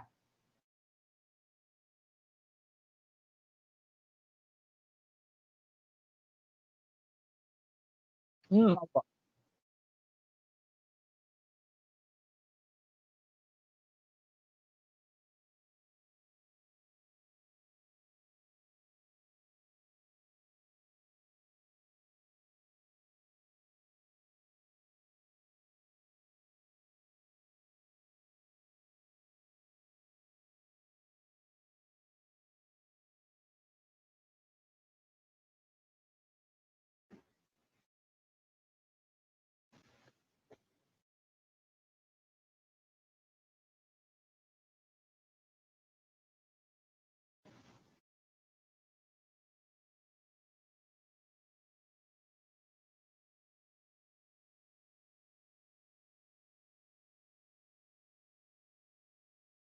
2007, yeah, baka ano po yun, dependent po kasi yun sa operating system din po. So hindi naman affected if you're using Microsoft Office 2007, hindi na kayo makaka-download ng Office or hindi na kayo makaka-login ng Office 365. But I suggest, ma'am or sir, na i-upgrade niyo na po yung ano niyo, yung application niyo. Kasi may install link naman doon sa Office 365 na website where you can download the free licensed version and the updated version of Microsoft Office.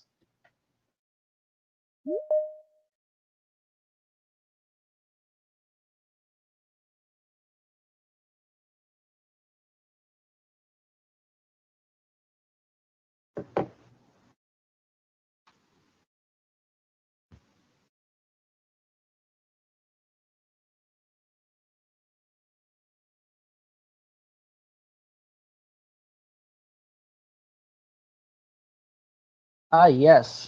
Baka po ano, device problem po. Try niyo pong mag-restart na lang po ng device. If ever it still happens na hindi po kayo maka-sign in sa Teams, I'm not so sure kung anong app po yung gamit niyo po. Are you using the website version for logging in or are you using the desktop app? Kasi baka hindi po na-enable ng IT team yung sign in through the website, through the web browser. So, kailangan niyo pong i-download yung Microsoft Teams app. So, can you do the a little bit of troubleshooting po para malaman niyo po kung ano po yung problema. But I think for cellphone nga, it's really accessible.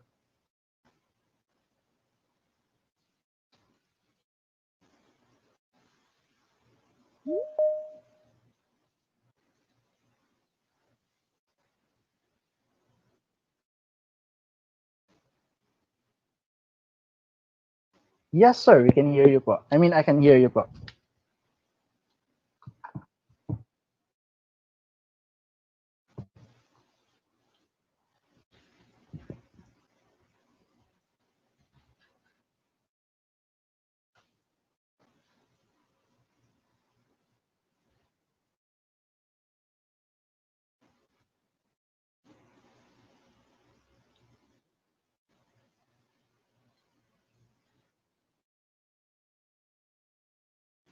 For Mac laptop, actually, ma-access mo naman po, ma'am or sir, yung Office 365 kahit anong operating system po.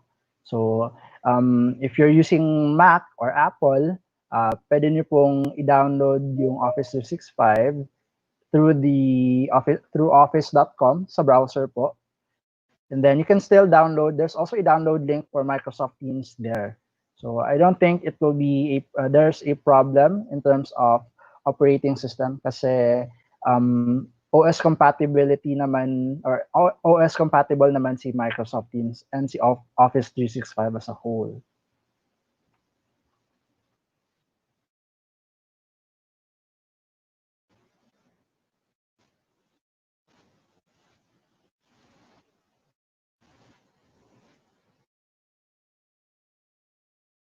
Mm-mm.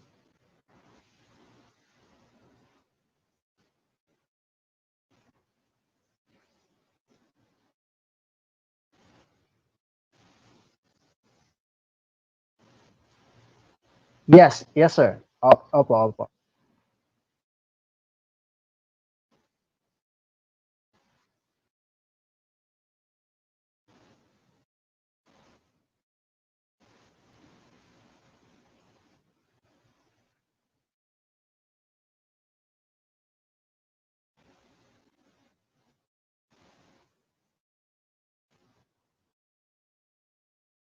Yes sir.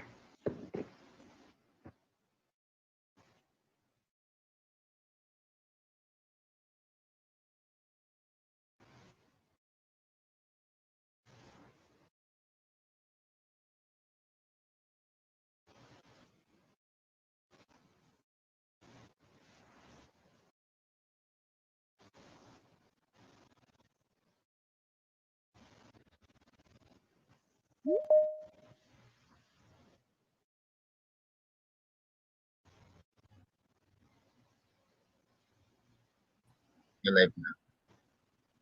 Sa live po natin, ano po ba ang mga tanong natin regarding the session of Sir Dave para habang nandito siya?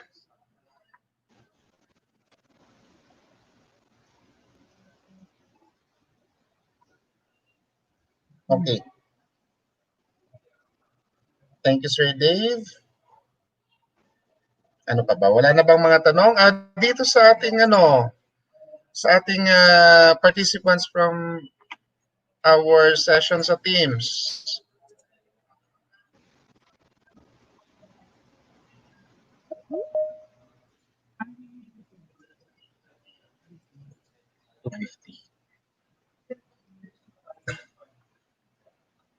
Parang may question po dito sir.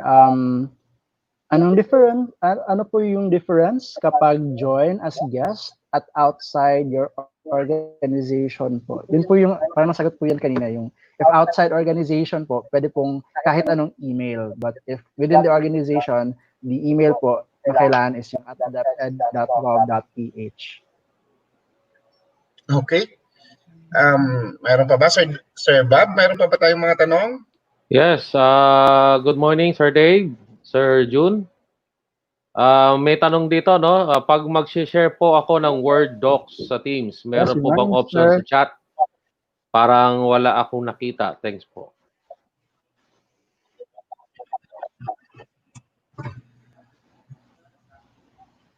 Pag may share daw po, pag nag-share daw po ng Word docs sa Teams, meron po bang option na chat o sa chat? Parang wala daw siyang nakita. Sabi ni Sir Philip Odonio.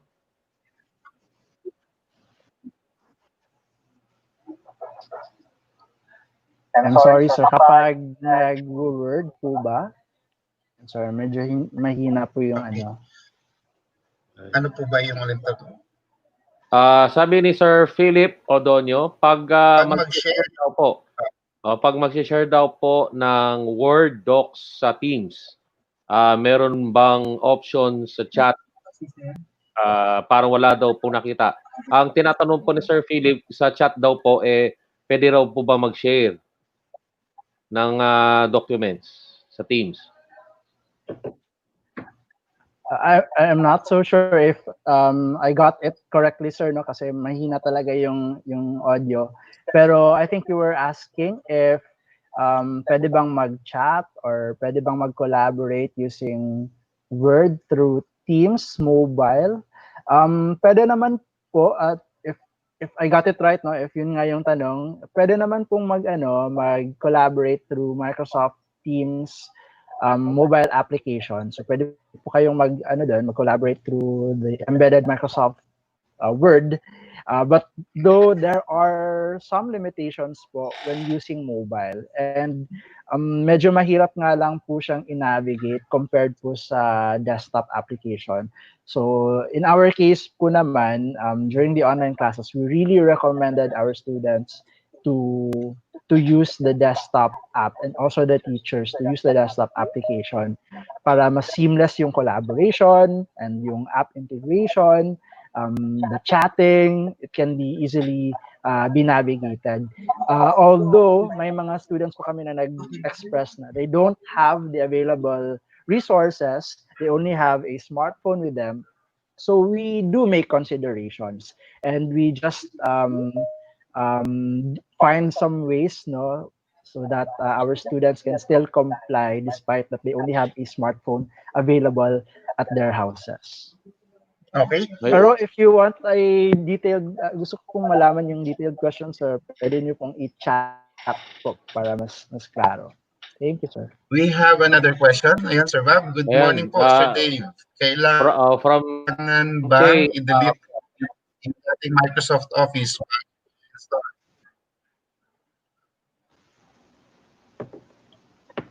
Okay. Parang hindi. Pero recommended na i-uninstall niyo na po yung yung old version po. Kasi so that hindi po siya mag-overlap yung mga yung sa systems. Kasi baka if you're trying to open a PowerPoint presentation na may screen recording tapos mag-open up siya sa older version, so it might lead into confusion. So it's actually up to you po. You may or may not uninstall the old version of your Office. Okay. Thank you, Sir Okay. Dave. Meron pang tanong? Okay, so meron tanong dito Time po ba pwede ma-download?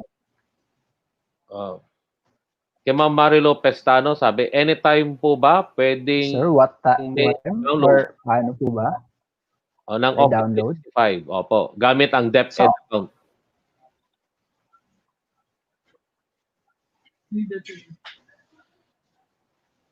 Yes, sagutin ko to, Sir Dave. Okay. Actually, kapag ka ang napunta or naibigay sa atin na account ay yung I think it's A2 account, pwede kang mag-download doon ng offline version ng O365. Okay? So, anytime kung ang tanong ay anytime, pwede po itong ma-download anytime from the Microsoft website. Tama ba, Sir Dave? Yeah. Yes po. As long as you have your Microsoft Office 365 account po, all you have to do is to go to office.com and then log in there, and then there's the install link there. You can download it anytime. Okay. Meron pa tayong isang question. Siguro last 3 question tayo for the session of Sir Dave. I'm using Teams. Then sa chat, I want to attach a Word or PowerPoint docs. Pwede po ba yon? Sa meeting chat po, sir, if you're on the conference call na meeting chat bar, yung sidebar po, hindi po tayo makaka-upload ng file there. Pero what you can do po is go back to your Teams and then hanapin niyo po yung link kung saan po naka-post yung meeting, and then from there you can upload the file. So if you're on the call, kagaya po na nakikita niyo ngayon, if you're on the actual conference call, tapos yung meeting chat nasa side po, hindi niyo po siya pwedeng lagyan ng attachment. So what you can do is, again, go to Teams, go back to your Teams, and then find the link of the meeting conference there, and then drop it as a reply. Kasi may feature po doon na pwede kayong mag-attach ng files. Okay. Sir, what tayo next? So, Sir Bob, palagay ko yun yung, yun, sabi po ng mga participants natin sa ating live stream. Sir Dave, thank you. Thank you, Microsoft. Thank you, sir. God bless. Ayan. Ayan na. Maraming salamat po, sir, for Sir Dave, for the time. Sir Bob, ano bang Okay, so maraming salamat. Thank you din po. Maraming salamat Thank po you, sa DepEd Imus, for inviting. I hope na you've learned, no? And start na po kayong mag-explore ng Microsoft Teams. I hope you'll have fun exploring the features po. Ayun. Okay, thank you. Okay, thank you. Sige. So, ang next session natin, thank you, Sir Dave. Okay. So ang susunod naman natin, Sir Sir Babs, Jun, ang next session natin ay? ang tungkol naman sa forms.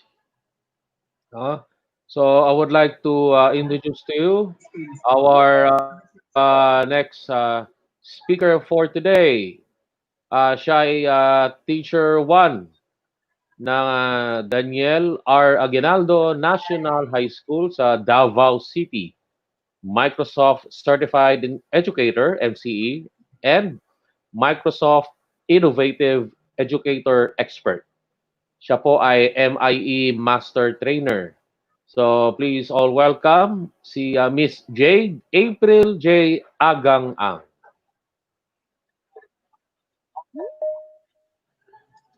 Okay.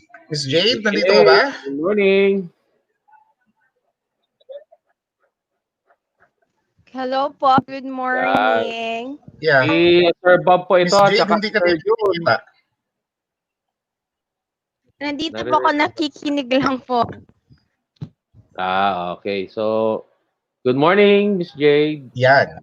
Waiting na po ang ating mga... Hello po. Yun. So, si Sir Bob po ito at si Sir Jun. Magandang umaga. Live po tayo ngayon sa DepEd tayo, Imus City.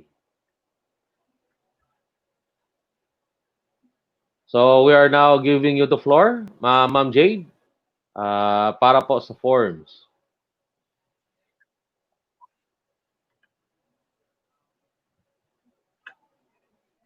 Okay, Ma'am Jade. The floor is now yours. Sige. Good morning po, DepEd Imus. How are you? Ayun. I am Jade April. I am from Davao City. I hope that you could see me and you can hear me clearly. Nakamute po ba sila lahat? Nakamute sila.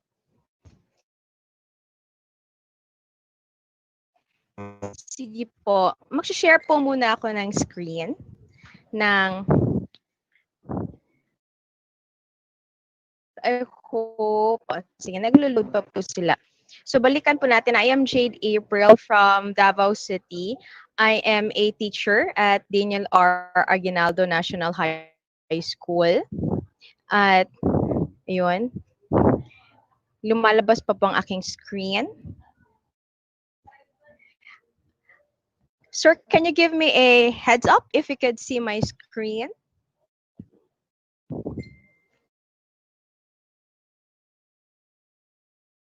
Sige po.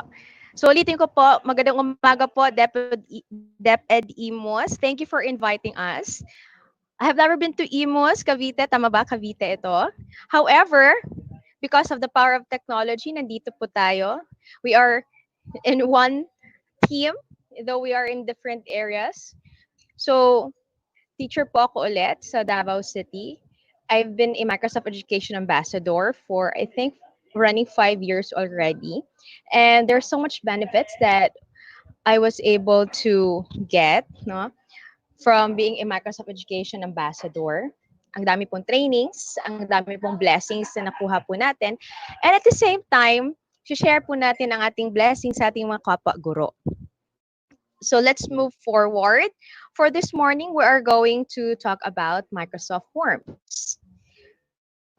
So, all familiar with forms. Meron tayong online enrollment, online survey. Minsan, kung Globe subscriber ka or Smart subscriber, minsan nagpapadala sila ng mga survey through text. And at the same time, minsan din nagpaparate sila, di ba?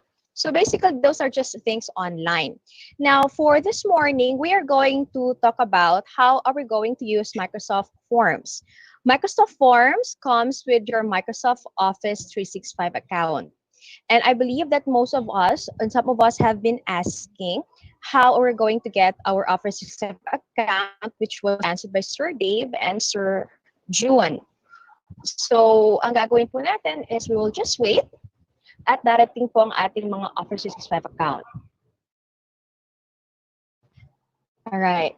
So Sir Dave mentioned a while ago that we're supposed to go to E2 or the education exchange that was supposed to be in March 20, and that will be the whole week. However, due to the pandemic, it was moved to a different date and we're still waiting when it will be. But we are happy that we are part of this team, Sir Dave and I, and two of our colleagues. This is our way of showing the world how Microsoft Philippines has trained us. And it's also a way of showing the world that the Filipino teachers are ready to be at par with other teachers abroad. So sino po bang makasama natin sa Education Exchange 2020? So these are Philippine representatives. We have Sir Daniel Timbal. He's also from Davao City. And that's me on the second row. And then we have Sir Dave Tan. Ayun, balik tayo doon. Then we have Sir Michael Dave Tan, kanina po speaker natin from Xavier University. And last, we have Sir Simbol Fabellion. He's from the LaSalle Santiago Sobel School. So all of us are Microsoft Innovative Educator Expert. And we were able to become MIEE because we're able to showcase our skills, our talents, and the trainings that we have through from coming from Microsoft. Now, how are we going to do that? Okay, if we start using Microsoft technologies, because we are really going to use that one because we're going to receive our Microsoft Office 365 accounts, we encourage our fellow educators that we will use Microsoft Forms or other Microsoft technologies inside our classroom. So how were we able to apply? On this part, ang ginawa natin is we integrate all Microsoft technologies in our lesson. Okay, tayo dito. So, may certificate. So, Lesson Showcase in Education Exchange 2020. This is my lesson exchange, wherein we incorporate Microsoft technologies. And we'll showcase this one. If ever wala na po si pandemic, there will be no more pandemic anymore, and it's safe for us to travel, this will be part of our lesson. So this is how we integrate Microsoft technologies in our classroom. So Philippine students will collaborate with foreign students through teams, just like what Sir Dave has mentioned and explained a while ago. The faculty, the staff, and the teachers, students, are using Microsoft Teams. So if you want to connect with other students or teachers outside your classroom, specifically outside Philippines, you could also use Microsoft Teams. Kuha ka lang ng team. You could make a team for you and the classroom outside your city, and you can collaborate. Next is, they will send a questionnaire using Microsoft Forms, which is incorporated through Teams. So if you know how to use Teams, which I know you will be exploring soon, you can incorporate Microsoft Forms in within Microsoft Teams, because you could actually add that one as an app. And then you could exchange questionnaires or exchange Microsoft Forms, which you can see it in Microsoft Teams. So my students will send questionnaires to students abroad, and inside that form, there are questions wherein the students will fill in. Next, the students will make a Mindanaoan theme card through Sway. So later, I think that will be later in the afternoon, we'll be learning how to use Sway as part of your lesson or as part of an interactive brochure, could be, or an interactive card or lesson. So gamit tayo. So in this lesson exchange that I will be bringing in Australia, we're going to use Teams, Microsoft Forms, and Sway. And later, which you will be doing also, my students have made a Flipgrid. Actually, this is my Flipgrid, and my students shared their videos in this grid. The title of my grid is Connecting Cultures, Getting to Know Davao City. So the students search for some facts about Davao City. I gave them a criteria. They record themselves. They could take a picture of the place, some tourist spots or a place that would really tell that this is Davao City. So this grid was shared actually to other teachers outside the country. Just a way of promoting tourism in the Philippines. And let's move forward. If you happen to see, balik po tayo. I'll go back to my slide. Just a few. Ayan. May I just cough? Sorry. All right. So for today, I think for the whole day, that's not only for me, for the whole day, you're going to earn this certificate. Okay. How are you going to earn the certificate? You need to have an account at the Microsoft Education Center, which I believe will be later discussed. And you could actually use your account, which is under Outlook, outlook.com. You need to have an Outlook account in order for you to have a Microsoft Educator Center profile. After today, after the whole day webinar, one of the speakers will give you a code, and you'll be redeeming this code, which eventually those codes will accumulate, and this certificate that you see in the screen will come out. It's certificate of recognition that is certified MIE. So this is a big point in the Microsoft Educator Center. You should become an MIE or Microsoft Innovative Educator before you become an MIEE, which is Sir Dave and I are MIEE, and the rest of those will be going to Australia. Paano kami naging MIEE? Kasi we were MIE before. So I hope you finish this webinar until in the afternoon. You wait for the code, and while waiting, while having lunch, go to outlook.com. You'll make an account there, hopefully make a full name. Then you go to Microsoft Education Center, make a profile there so that later when it's explained already, you already have your accounts. So yun. So let's move forward to our forms. Let me just click on that. So we are familiar with Microsoft Forms.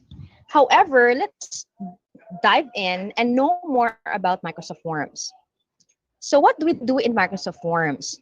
So we create quizzes, surveys, and polls. We can actually invite others to respond using any web browser or mobile devices. You don't need an app to open Microsoft Forms. You don't need an Outlook account. You don't need any accounts. If the link is given to you and you're allowed to answer that link, then you could go for it. And you could see real-time results as they are submitted, and responses can be exported for additional analysis or grading through Microsoft Excel. And use Microsoft Forms. Well, generally, it's available to Office 365 education customers. However, you could have a Microsoft Forms if you have a free account or you use the free account and you will use your outlook.com account. I have an Outlook account, so it's seamless in all Microsoft technologies or Microsoft apps. If you have an Outlook account, inside the email, inside the account, you also have the Word, the OneNote, what else? Excel, PowerPoint. We have it also online. But actually, that's a free account. But still, if you don't have the Microsoft Office 365 account now, you can have a Microsoft form. Use your Outlook account. Okay, you just sign up. Go to microsoftforms.com, sign up there. Use your Outlook account so that you can have or you can try exploring Microsoft Forms. Moving forward. Hello, Jade. Hello, Jade. Yes, sir. Walang screen. Walang screen. Yes. Nawala. Yes, nawala yung screen. So I will just exit for a while. Thank you. Thank you for the heads up. Oh yeah. Nakashare ko. Oh, sorry. So may I just exit again? I will just stop sharing. And then I will share again. Because the icon that I see here is, the camera's naka-bar siya.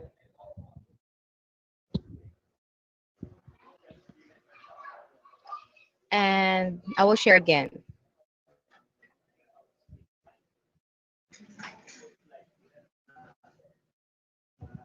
So that's how it is when we are live. I hope it's loading, and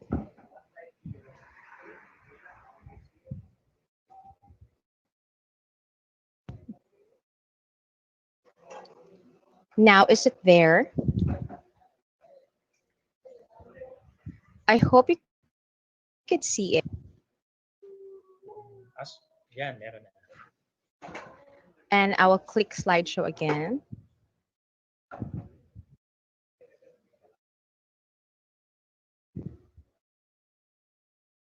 So it's there already, or I'm seeing a black screen.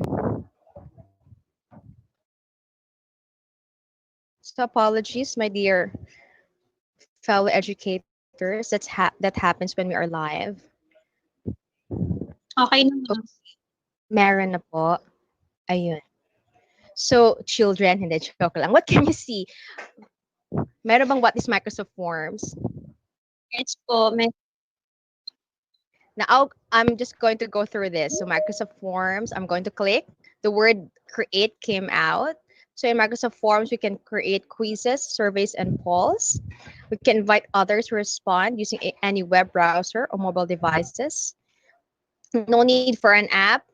Then you can see time results, and you can download it through Microsoft Excel. Now, I'm going to click connect. I hope it will come out. Now, who can use Microsoft Forms? Well, you can use Microsoft Forms even if you don't have the Office 365 account. You just need your Outlook account. Before, that's Hotmail. So now it's Outlook already. So when you use Outlook account, it will be seamless in all Microsoft technologies. So how do we make assessments? So let's start with assessments first. I have tried making assessments using Microsoft Forms with my students, but actually it is like an experiment. Why? Because though we school, and even if we are trained under Microsoft, we just can't dive in and tell our students, so ito gamitin natin. So let's use this because I'm a Microsoft ambassador. So we have to let the students experience first, wherein there will be no difficulty for them, not much restriction. So I made an online quiz, and I actually gave them a week to answer, because I think we all understand that some does not have the good connection at home, some does not have a cell phone, so they will borrow from their classmates or borrow from whoever in the household has a phone. So I gave them 1 week. So how do we make an assessment in Microsoft Form? So first, you log in to your Microsoft 365 account, or log in using your personal account. And the screen should come out. That's it. So the one that you're seeing right now, these are my forms. I used my personal account, which is jade@outlook.com. As you can see, I have lots of forms. So let's go through them one by one. Sulit tayo. Let's use our inking capability in PowerPoint. Okay, so this one is Philippine Women's College, teaching and learning. So it says here late. So I made a survey on my audience. I was asked there to give a talk, and I want to have their feedback. Now, there were those who were not able to answer because they were not able to follow the link, they lost the link, they don't have the load, and a lot of stuff going on. So you could actually duplicate the link. This is the original one, which we have 20 responses. And we have additional 17 responses, which came in late. Now, if we move forward, we have the grade 9 Candelaga quiz. So I teach 2 grade levels, grade 8 and grade 9. So in grade 9, I have section Candelaga and Matutum. All of them had a online quiz. So I gave them actually a week. Then I gave another week, because of so many concerns. But anyway, I just want to check, number one, if they know the lesson, of course. Second, if they know how to click the link and follow instructions, which is inside the form. When you give quizzes to your students and it's their first time to use the link, personally, I was not very strict. Number one, pwedeng mangope yung bata kasi it's a bring home quiz. They could open their notes, they could ask from their classmates, give them a private message. So I was not very strict on that because I was more on checking on how they're going to respond if we have an online quiz. So then after we did all this online quiz, that's the time we did a processing. So nangkopya ka ba? Did you cheat? You know, there's questions like that. When you ask your students, you would really laugh because it's true. Well, all right, moving forward. So we have grade 9 taal. So we have late responses. So you could actually duplicate your form, but okay, like this. So this is duplicated. If there are responses already, we have 20 responses, and you duplicate this form, and it became this form, the responses will not duplicate. Okay, the responses will go back to 0. Let's move to the next slide. Oh, and I'll just go back. Um, I made a screen recording because if we go to the internet, I might lose you. I don't want to lose anyone. Baka mawala tayo. So, I hope you could follow. This is the graded matutum quiz on how I made it. And let's go back to the slide. This, I made a screen recording.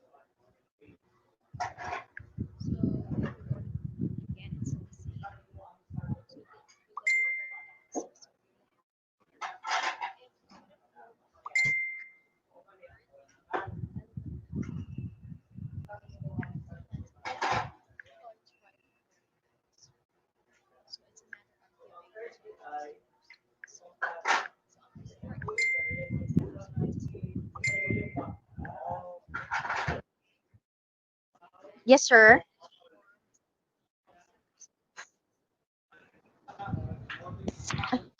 Yes, sir. Sorry, there's no audio. You can't hear anything.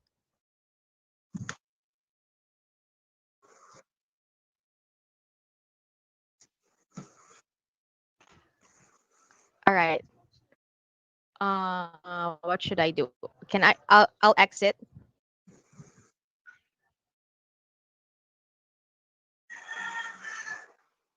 Sige.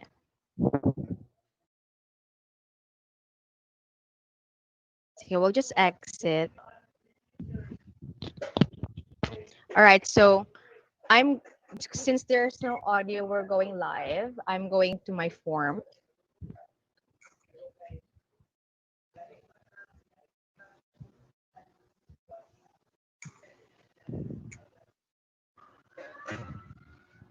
All right.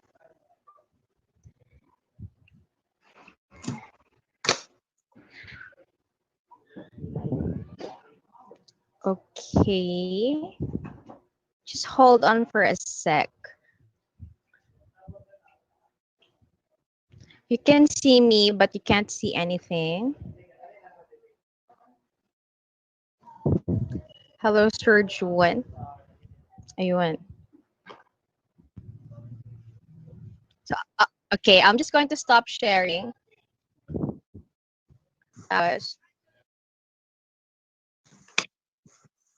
Sige po. And just give me heads up kung may nakikita na kayo.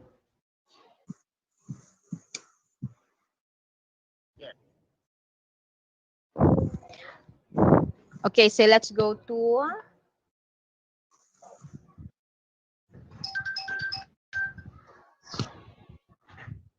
okay. Ayan. All right, so let's go back. Welcome to my channel. So this is it.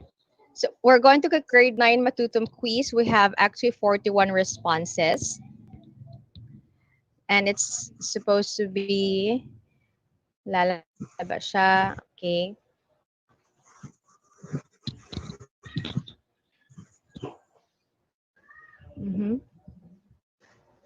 Ayun, so naglo-load siya.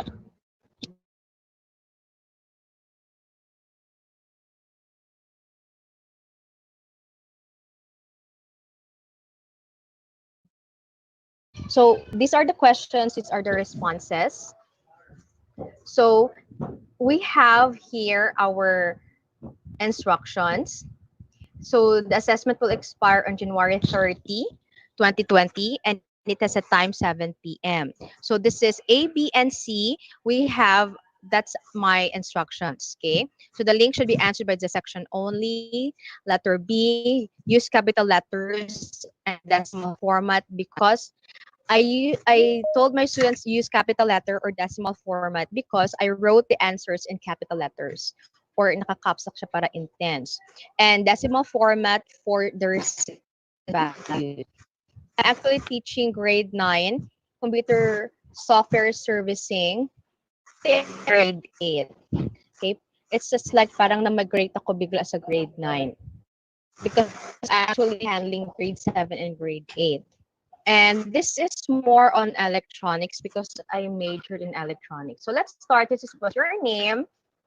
And then if we go down, as I said, okay, all should check all of the questions. Then these are the choices.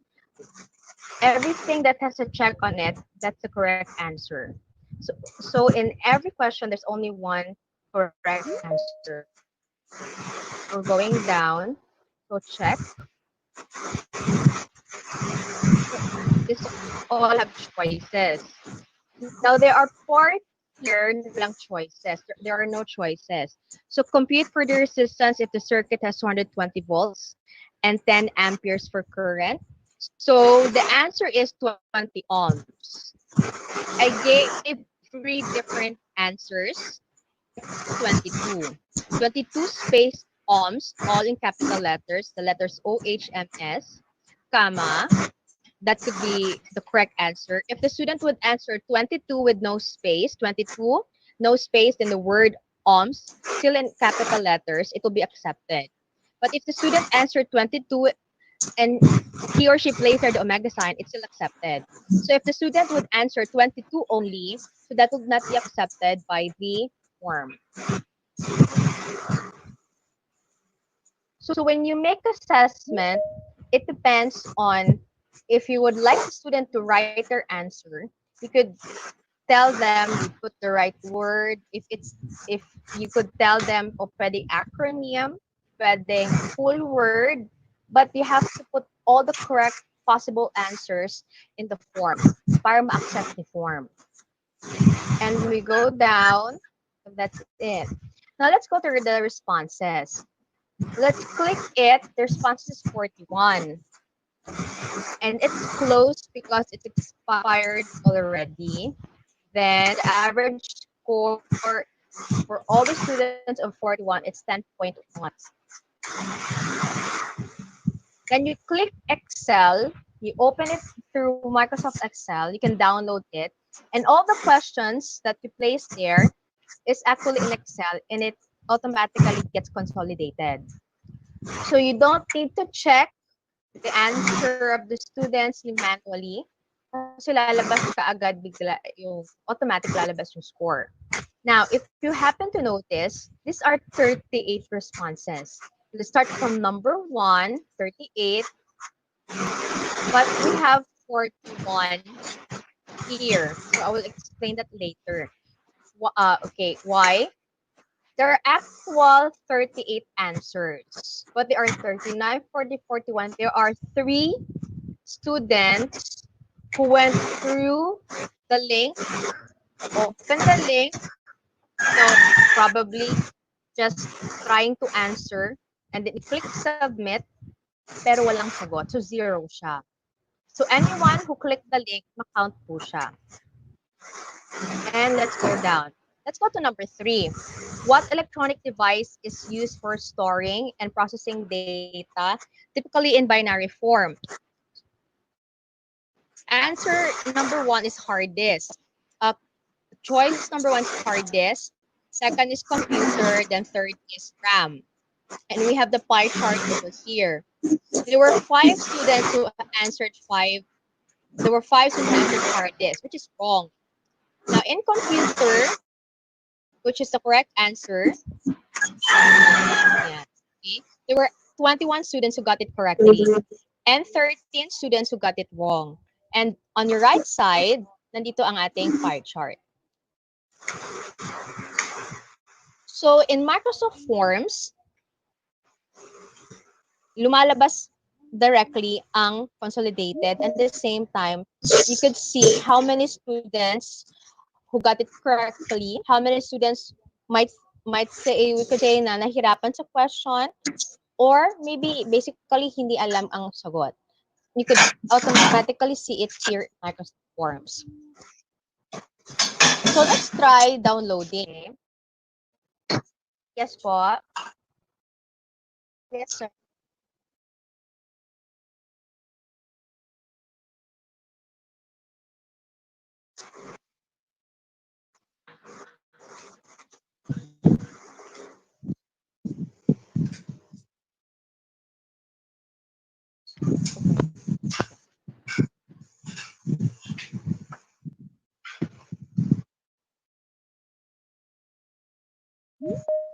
Yes, sir. Sige, let's go back.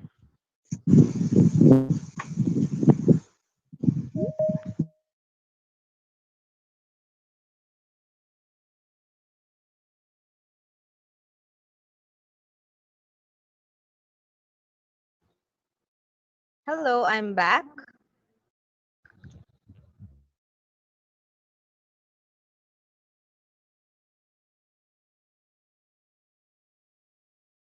All right. I hope you can still see my screen. Sir June, give me a heads up. So let's go and open our Excel form. So dito tayo sa open in Excel.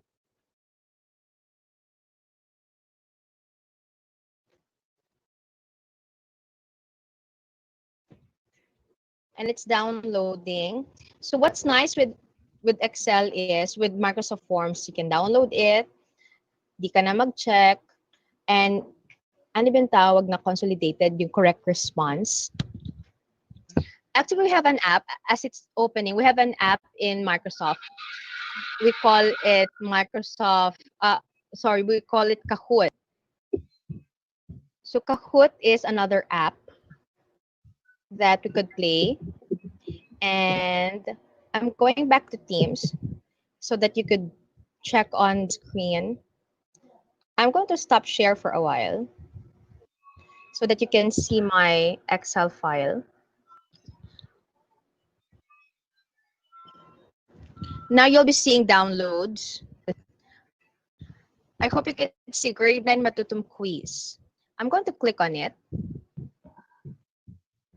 So as I was talking about Kahoot, Kahoot is another Microsoft technology.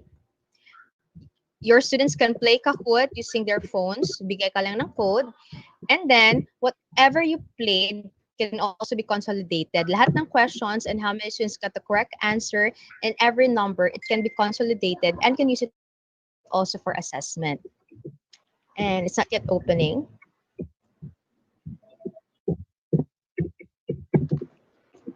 So everything that we open goes actually to, so ganun si Microsoft eh. If you have Microsoft Forms, ang partner niya is si Microsoft Excel.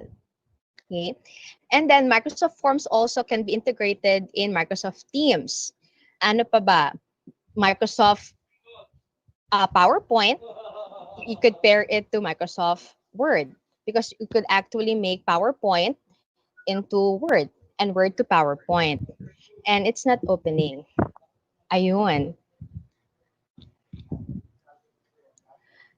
You're supposed to see my Excel file.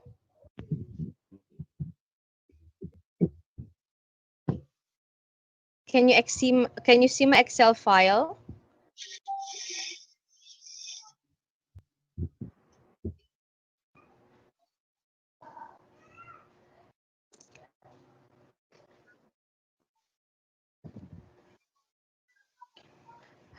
In 5, 4, 3, 2, and 1. Is it there already?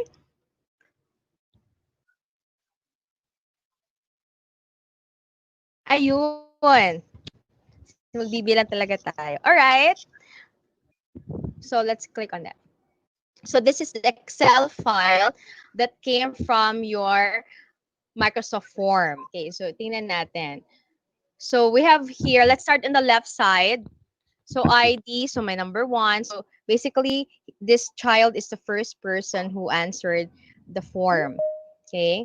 Kasi siya talaga yung top 1 ko eh. So start time is it's January 28, 2020. And then he clicked on it on 12:33 in the evening. So ano talaga siya? And completed at 1:05. Okay? Ay, noon pala yan. Then 1:05. All right? The email is anonymous because we did not ask any student about their email. Total points is 13. And then that's the name of the student. Okay. So everything that you put in the form, lahat ng questions, you could see it in your Microsoft Excel. Section is matuto. So here, I'm just going to expand that one. So what electronic device is used? That's question number 1. So ang sagot ni Mr. Ryle is computer. So ang points niya is 1. Okay. If we go back, punta tayo dito kay John Carl. Okay. Ay, battery is running low. Alright. So ang sagot niya is RAM, points niya is 0. So lahat nako-consolidate. So whatever the child answered will be reflected. Whatever the child answered will be reflected here in your Excel file. And you could also try using assessments through Microsoft Forms. Kasi maganda talaga because you don't need to check. Madali na lang. And then you can also consolidate directly. And then ang mga bata actually, after they have answered, nakikita nilang mali ang sagot nila. So they were asking, ma'am, pwede sumagot ulit? Sabi ko, no. There's actually an app wherein the students can only open the Excel file. Yung Take the Test app, but it's actually only for users of Windows 10. And we have to be sensitive with our students because not all of them can use Windows 10.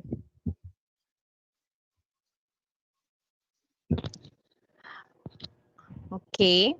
So this is our, so ito yung consolidated natin. So what if we make our own from scratch?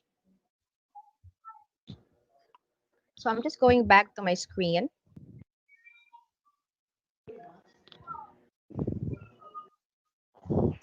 And then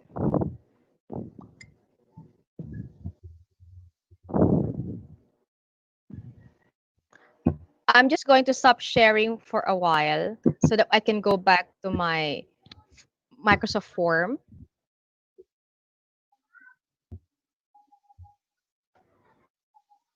And we're going to count together. Joke lang. Alright, so lumabas na po ba?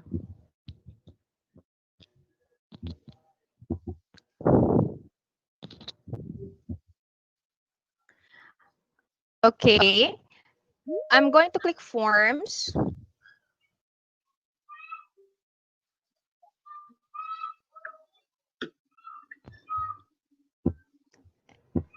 Now let's make a quiz. Okay. Click tayo new quiz. And let's make untitled quiz. Let's make, ano ba?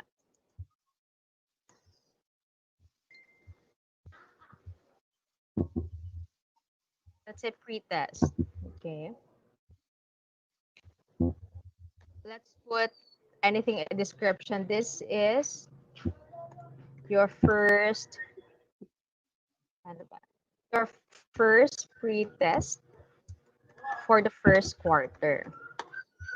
When you're done using your form, you can actually put this in Microsoft Teams. And you can actually, let's try to add an image.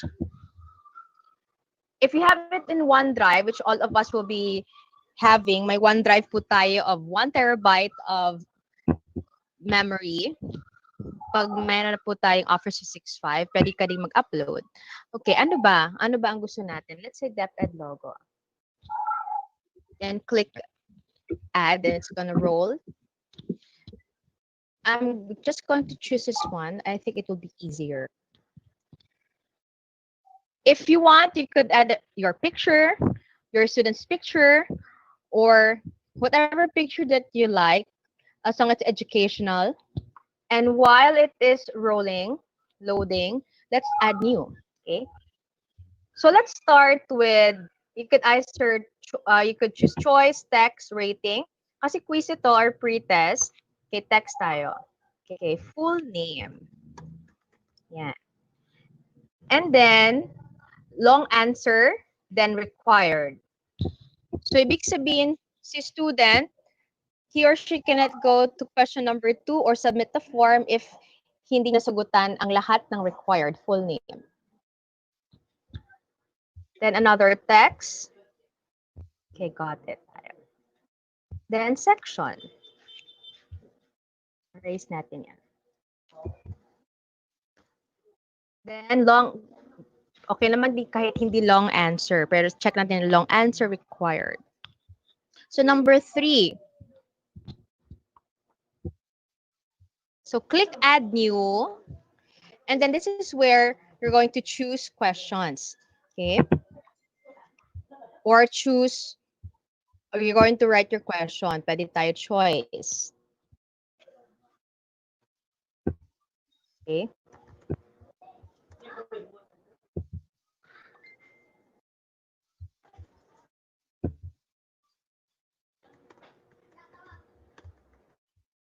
Let's say, which of the following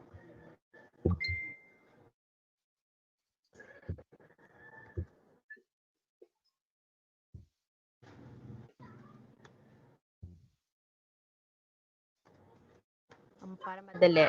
Electronics na po tayo. Which of the following is the symbol for volts? Balik tayo.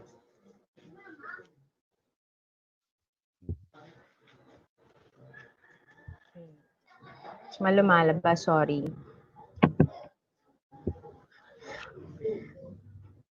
Tatay, wag ka muna lumabas. Okay, so which of us unit symbol for volts? Pag unit symbol, so pwede V, O, tapos dagdagan natin, add an option. It's supposed to be, okay, A, ganon. So, ang correct answer is V. So, i-check mo yan. That's the correct answer. Kasi ikaw yung gumagawa, ikaw lang yung may alam. Ngayon, pag ang bata sasagot, malalaman niya directly na, ay, mali pala. Okay. Another choice. O, pwedeng text naman. Sige. Burahin natin. Add new tayo text.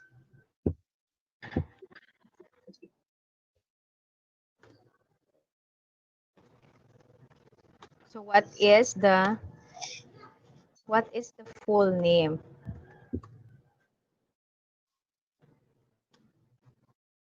What is the full name of Ampere?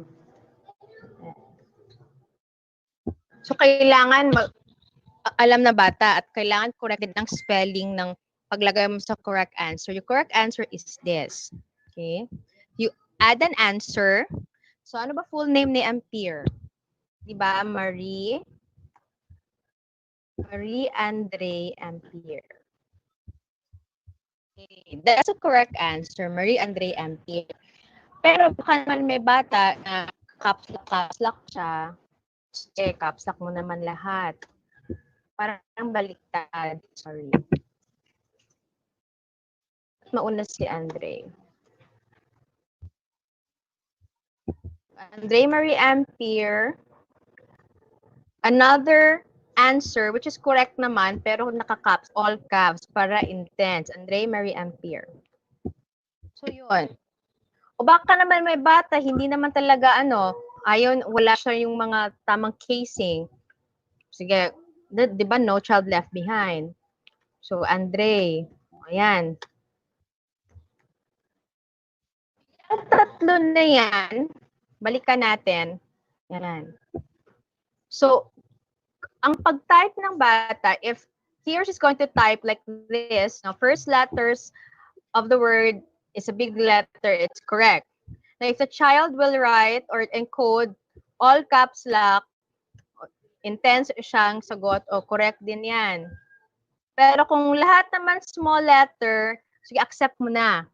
Diba? So, tama yan. So, sige na, tanggapin mo. So, yan. Pag sasagot yan ng bata, yun na yun.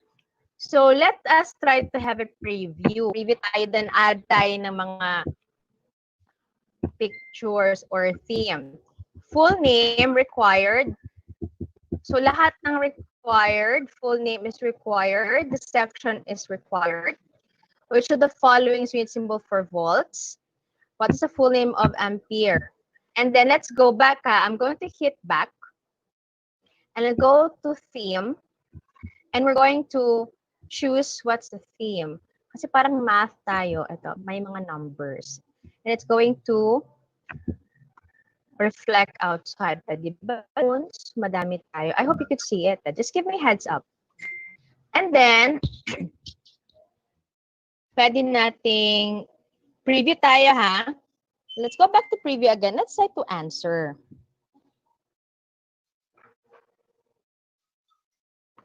Okay, answer tayo. Sino ba? Let's say Juan. I that wonder. Section, matutom. Go back. Which of the following is unit symbol for volts? Ay, mahirap ng tanong. Ano ba yun? Baka A. Oh, click ng batang A. Na natin. Ayan. What's the full name of ampere? Oh, baka sulat natin tamang sagot. Andre Marie Ampere. So, sorry. Ayan. Then, if we click submit, pupunta yan sa akin. Kasi click natin, ha. Ayan. Ayun, ganon. Ganon ang lalabas. Your response was submitted view results. So, if you click view results, 0. Kawawa naman ako, 0. O, sige. Pag view results ng bata, mali. Mali pala. Dapat V. Baba na naman tayo. Oh, Andre Marie, bakit? Anong mali? Correct answer. Tingnan natin sa baba, ha? Para ma-check din ni teacher kung ano ang nangyari. Ang sunod sa Andre Marie Ampere. Saan ba dito nagkamali? Saan ba ako nagkamali? Andre Marie Ampere, o baka sa spacing. Okay? Andre, tama ba? Marie Ampere. O balikan natin yon kasi tama naman. Pero baka nasobra ng space. Okay. So, ganon. Go back to thank you page. So, ganyan. Diyan makikita ng bata. Okay? Alam niya na ay, 0 siya. O, diba? So, babalikan ng bata. Pwede kong ulit. Well, actually, in Microsoft Office 365, meron tayong feature na one person can only answer the link once. However, we are using my personal account, which is Outlook, but Outlook works the same. Okay, paano ba siya i-send? Okay. Dito tayo sa send. Tapos, you have actually a lot of choices. Pwedeng i-copy ang link, and you could actually scan a QR code. When I gave my students an online quiz, I actually gave them, okay? I gave them the link, and I also gave them the QR code. Number one, para malaman ng bata na may mga links tayo na hindi na kailangan ng app. So, click mo lang, load ang kailangan. Ngayon, I gave them a QR code. Why? We have students who have smartphones, iPhones, Android. However, some of them, magaling lang mag-TikTok, diba? Facebook, Instagram. Well, that's good, no? Because our students are becoming techy. But when it comes to scanning QR codes, some of them, they do not know. So as a teacher, kahit hindi tayo ICT, I tell them, you could actually go to your cam and makita mo yung parang mata na icon dyan sa camo. That's your scanner. And you could actually do that. Tapos may bata nagsasabi na, ay, pwede palang mag-scan yan, ganun pala, ma'am. O, diba? So, you're hitting a lot of birds, no? With a pebble. Okay? So, you're teaching your students, you're also learning at the same time. And since we can also teach our students, turo ka na paano mag-scan. So, that's how we click. That's how we share. Okay, paano ba yung settings tayo? Okay, what if gusto mo 1 week lang, strict ka eh. Go to settings. Okay, we have options for quiz. Show results automatically, naka-on. Pero kung ayaw mo, you turn it off. If you want your students to know directly your score, is also a good thing, then click mo. Option responses, accept responses tayo. Now, let's have a start date. Okay?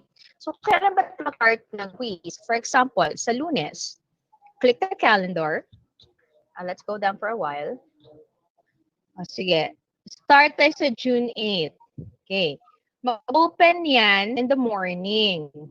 So, punta tayo. Okay? So, on June 8,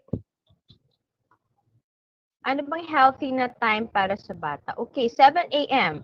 As early as 7 a.m. of June 8, the child can answer this form. When will it end? Hanggang Friday lang tayo, sabihin mo. Okay, sample.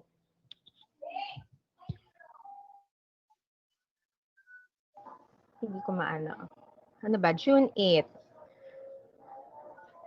O, 12 yan. I-edit ko na lang. Ayun. June 12. Hanggang anong oras ba, ma'am?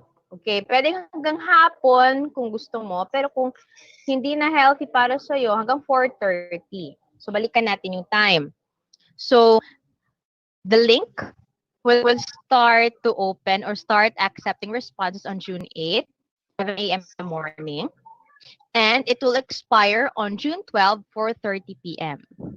You can shuffle questions or can email notification of each response. So, click mo yan, email notification of each response. If there are 50 students who will answer this quiz, you will be receiving 50 email notifications. Hindi po kasali yung umulit. Ma'am, umuulit ako, okay? But if you have the setting na only one person per link or only one response per link, then you only have 50, okay? Customize your message. And response was submitted. O, pwedeng thank you. Thank you. You did well, pero zero siya. Sige. Pero at least, no, bigyan mo ng thank you, you did well. Okay? That's how we make our quiz simple. So let's have preview. So okay, you have your picture. Actually, in every number, pwede kang mag-add ng picture. If you go back,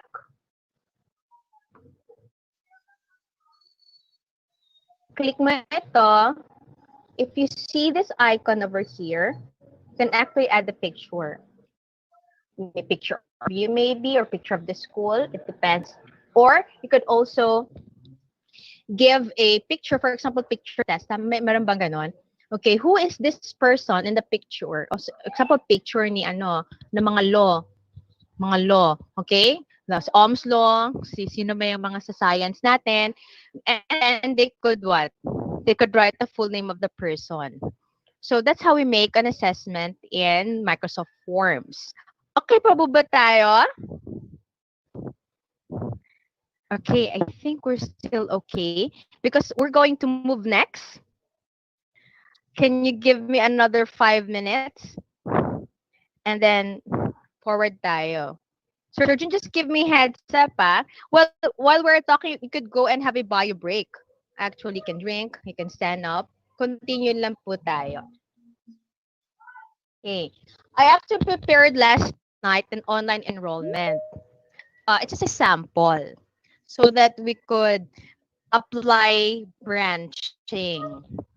I'm going to click this one. This is a simple online enrollment that we did. For the purpose of demo lang po. Okay, so online enrollment, fill in this form if you want to enroll at City High School. Enrollment will be until July 30. So actually it will expire on July 30. Let's go down. So full name example, Janice Ang. Preview tayo ha, sorry po. Let's go down. So are you a transferee, yes or no? Okay, so yun na, click submit na. Ay, dalawa lang tanong. Hindi po. Okay, try natin sagutan. Okay, full name. We'll try, this is a preview then let's try to answer. Let's say Jose. Pong, sige, para in check. Okay. Lumalabas, sorry. Are you a transferee? Okay. Pag nag-click siya ng yes, lumalabas. Tataw kang lumabas. Ayan. So, dito natin makikita si branching. Are you a transferee? If the student clicks yes, this is what will happen. May lalabas na kadagdagang tanong. Okay, so, pag click nyo ng yes, ilan bang nadagdag? May 3, 4, 5, 6, 7. Pero kung nag-click naman siya ng no, click po na natin ng no, So, 3, 4. Click submit. Balik tayo. Click yes. So, may name pa siya ng previous school. Tapos, may address pa ng previous school. Advisor's name of previous school. Section from previous school. And general average. Pero kung nag-click naman siya ng no, tingnan natin yung mga tanong. Section lang from the previous school year. Tapos general average. Then click submit. Ganun po ang branching. So ngayon, magpa-branching po tayo. May mga forms po minsan na nasisend sa atin na hindi naman kailangan lahat natin sagutan kasi it does not what? It does not concern us or hindi naman siya applicable sa atin. Okay?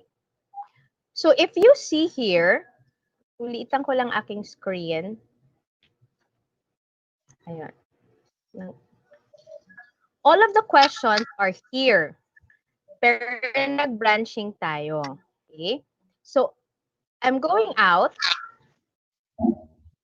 And then, we're going to click new form.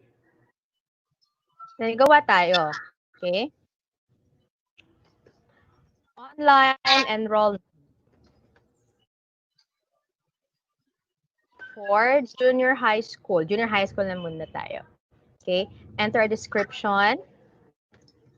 Fill in. Sorry. Fill in if you want to enroll at City High School. So this is just a fictional school. So in reality, I am not sure if there is such a City High School. So char lang po yan lahat. Then add new tayo. Okay. So, hindi na po tayo mag-add ng pictures ha, kasi nagawa po natin kanina. So, add new. So, text tayo. Okay, question, full name. Full name yan. Gawin nating long answer, baka mahabang, then required. Okay, so ibig sabihin hindi siya maka-forward pag hindi niya nasagutan yan, full name. Dito tayo, choice. Di ba may tanong tayong, are you a transferee?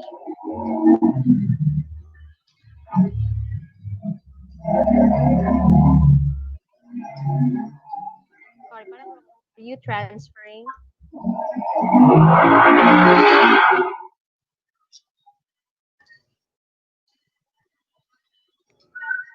Are you a new student?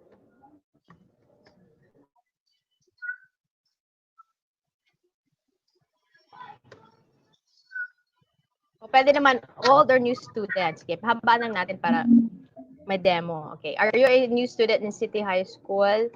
Okay, pwedeng yes. Pwedeng no.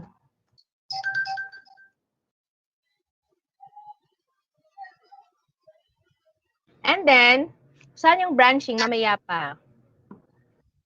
So, add new, then another choice. Text tayo, sorry. Dito natin ilalabas yung mga tanong. Are you a new student in City High School? If yes, okay.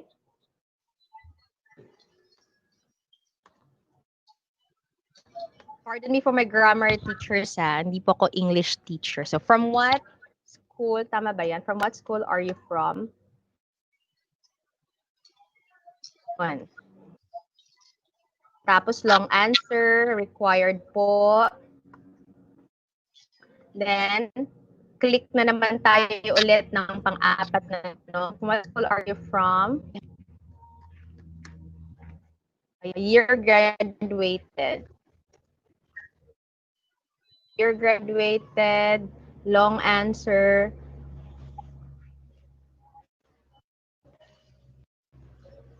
Text.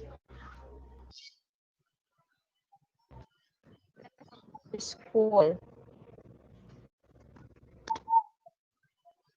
So, long answer. Add new. So, dito na po tayo. So, we'll make a last one.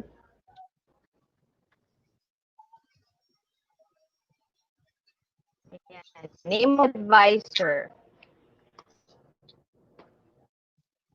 Advisor. Last is general average. Choice. Edit ko po yan. Add new. Text tayo. Name of advisor, then general average.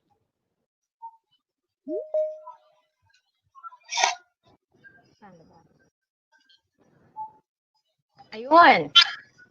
So, balikan natin. Question 1 is full name. Are you a new student? So, it's required. Answer yes or no. From what school are you from? Year graduated. Address of previous school. Name of advisor, general average. So, we have 7 questions. Now, let's go back to yes or no. Are you a new student? Click natin yon. Then we'll go to the overflow. Itong tatlong dots ito, we'll click that one. And then add tayo branching. Let's add branching. If mag-click siya ng yes, saan siya pupunta? So go to question number 3. From what school are you from? Okay, so hindi pa tayo tapos ha. Punta tayo kasi sumagot siya ng yes dito, so pupunta siya na sa question number 3. Pagpunta naman sa question number 3, after nito, i-click mo yon, na-click natin yon, go to next. Okay? Punta siya sa question number 4, year graduated. Baba tayo. Click itong question number 4. Sana naman siya pupunta. Punta siya sa question number 5. Okay? Address of previous school. Okay. Pagkatapos yung address of previous school, pwede nating tanungin sinong advisor niya. Number 6, name of advisor. Okay. Pagtapos niyang sumagot ng name of advisor, baba tayo, general average. So, ibig sabihin, pag sumagot siya ng yes, 30 hanggang number 7, ang sasagutan niya. Punta naman tayo kay no. Pag sumagot ang student ng no, saan siya pupunta? Punta lang siya sa question number 6 diretso, name o advisor. So, kasi number 6 nakalagay dyan, baba tayo. Name of advisor. After niyang sumagot sa name of advisor, ito na ang last. Yun na pala, general average. So, tapos na po. Okay? Nagpa-branching na po tayo. I hope I was not too fast. Then, let's go back. Ayun. Then, let's have a preview. Sana tama. So, dalawa lang po yung tanong na lumabas. Let's try to type in full name. Balik natin si Jose. Jose E. Escova. Are you a new student in City High School? No. Name, sir. Yan ang lumabas. Tapos general average. Tapos click submit.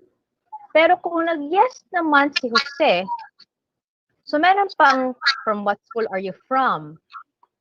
Year graduated. Name of advisor. General average. So that's how we do branching in Microsoft Forms.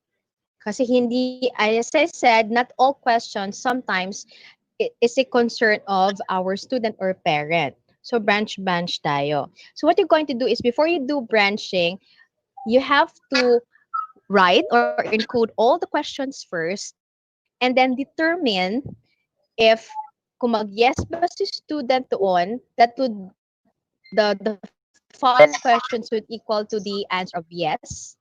And if mag-no si student, all the answers, ang next na sasagutan should equal to the answer of a no. Okay? Actually, you don't need to put if this does not apply to you, skip number 2, 3, 4.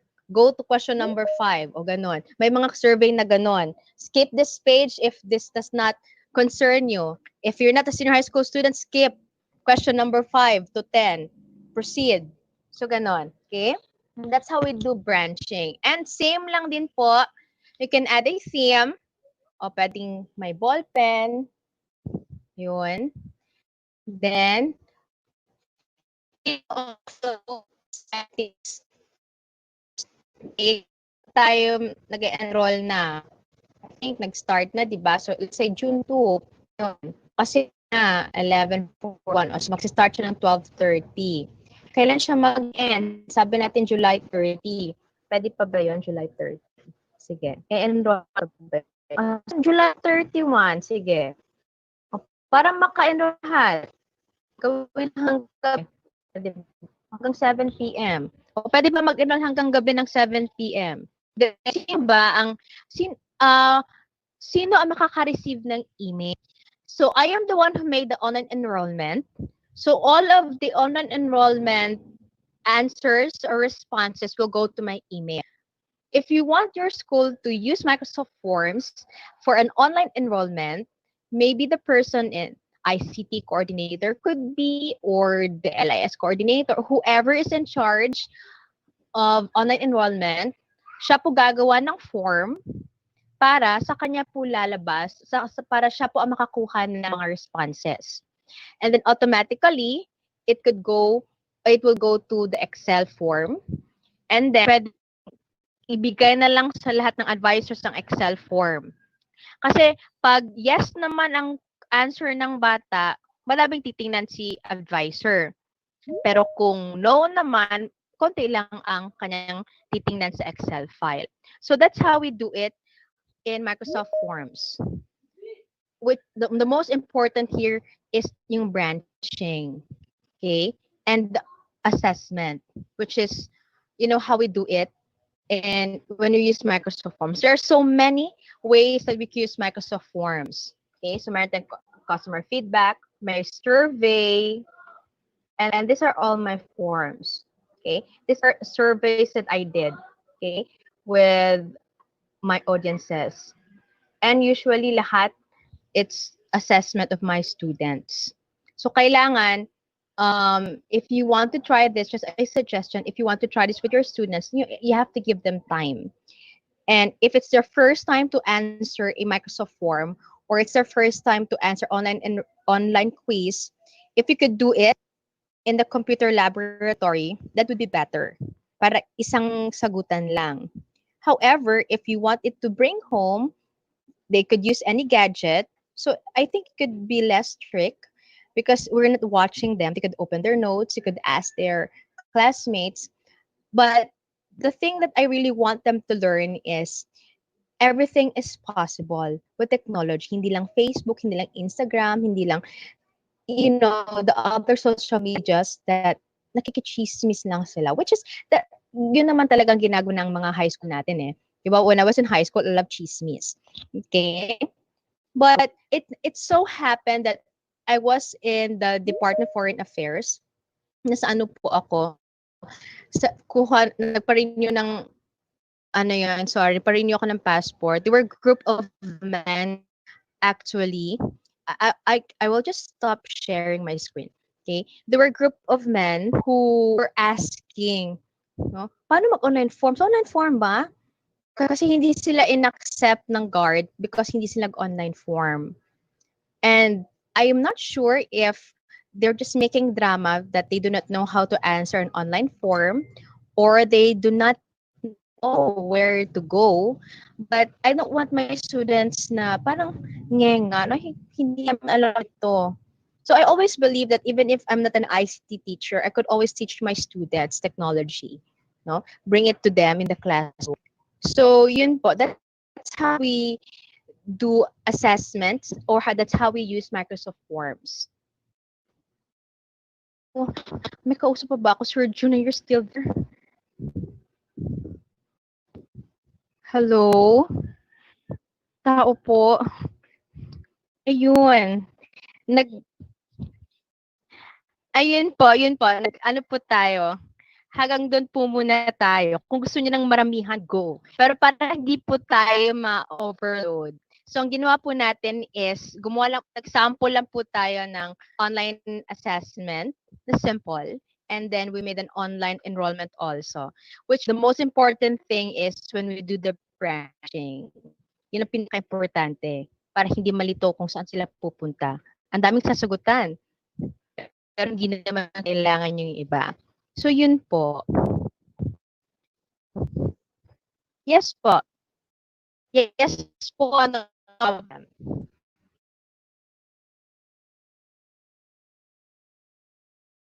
Yes, sir. Nakashare na po ako ng face. Sige, ulitin ko. Stop sharing na muna. Sige, habang inaantay niyo, retouch ako. Hindi, joke lang. Alright, sige. Stop sharing na po. Yan. Ayun. Hello. Halata bang oily? Wala pa. Naku, baka oily ang skin ko kaya hindi niyo ako nakikita. Maliwanag na maliwanag. Nakita niyo na ako. Sige po. Saan po ba? Para sa Sir Jun, para sa mga gusto magtanong, paki-type lang po sa meeting chat.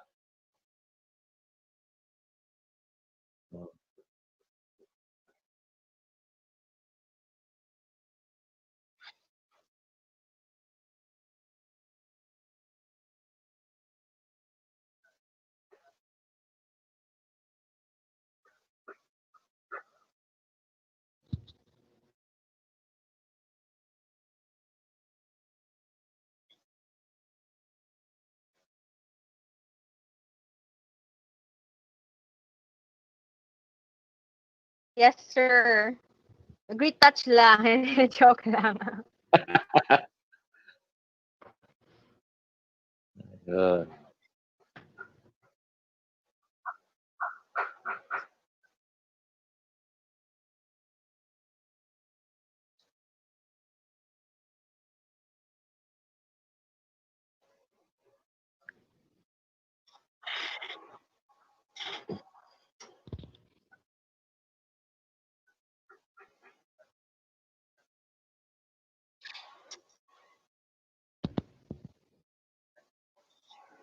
Yes po, sir. Yung mga third slide ko po, if you don't have the Microsoft Office 365, pwede po tayong kumuha ng account under Outlook. Yung outlook.com, punta po tayo doon. Pagkatapos, yun po ang gagamitin natin pag login para po sa microsoftforms.com. I would suggest that today, kuha na kayo ng outlook.com na account. Kasi mamaya, mag-uusap tayo about Microsoft Educator Community para isahan na lang. So for example, ang email nyo ay june@deped.gov.ph. Pwede na din gawing june@outlook.com.ph para seamless po lahat ang ating paggamit sa Microsoft technologies. So pwede po tayo talagang gumamit ng Microsoft Forms, wala po tayong Microsoft Office 365. Gamit lang po tayo ng Outlook account. Okay. So, Ma'am Jade, may tanong dito Sige kay po. Jasper Joel. For Yes how po. long po pwede gamitin ang Outlook? Free account po ba siya? Yung gamit ko kanina, sir, that is Outlook account. So magto 2 years na po yun. Hindi naman po siya nag-expire. So I think okay po siya. Yun din ang ginamit ko previous eh. Kasi last year wala pa akong Office 365. Ngayon lang na year pumasok. Actually, ngayon lang month. So mas nakikita, mas marami akong Microsoft Forms on sa aking personal account. So wala pa siyang expiry. I just forgot to mention na Microsoft Forms, it will accept as many as 5,000 responses. Yun. Ang Outlook account mo, wala siyang expiry. Ang free account mo kay Microsoft, wala din siyang expiry. Wala po. Okay. Meron naman dito, Ma'am Jade, yung comment ni Ma'am Lorena Japa. Sige po. So sabi, I'm now trying to create an enrollment survey for my previous Ay, advisors. galing. Very Tapos, good, ma'am. Branching po tayo. Sige po. Very good.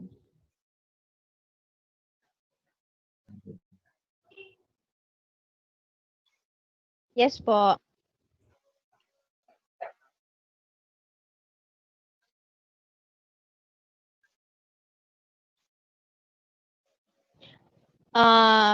Grade 8 exploratory. For this school year, na-transfer ako sa grade 9.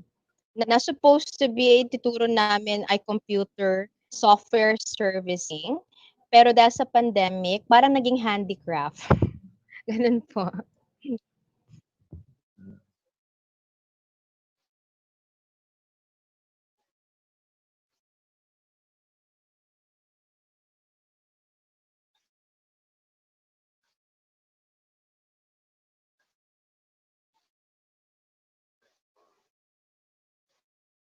Yes po, kahit hindi po tayo ICT, kahit hindi po tayo ICT teacher, or kahit hindi po tayo nagtuturo ng computer, pwede po talaga basta we know how to incorporate technology in our lessons. Hindi lang yung puro PowerPoint. Okay naman yung PowerPoint, pero kung gusto mo ipa-interact yung bata sa PowerPoint, o pwedeng sa PowerPoint sila mismo mag-type ng kanilang questions or answers, gano'n. It's a matter of integrating technology in the classroom. So you don't need to be an ICT teacher. Kahit sino, kahit Filipino pwede. Kahit ano ba, aralpan. O di ba? Ganyan si technology, no? Of course, may mga technologies talaga, for example, yung immersive reader, talagang English. Pero kung gusto mag-tutor sa bata, meron naman din tayong PowerPoint screen recording. So pwede, technology can be for all subject areas. meron. Sabi po ni Ma'am Sarah Jean, meron pa po sa amin, wala pa pong Microsoft 365 accounts. In behalf po ng iba ko pong co-teachers na may ganito ding concern. Kasi yung ibang may account na po, ano po kaya status nun? Baka kay Okay. Sir Jun, baka sa'yo yata to, Sir Jun.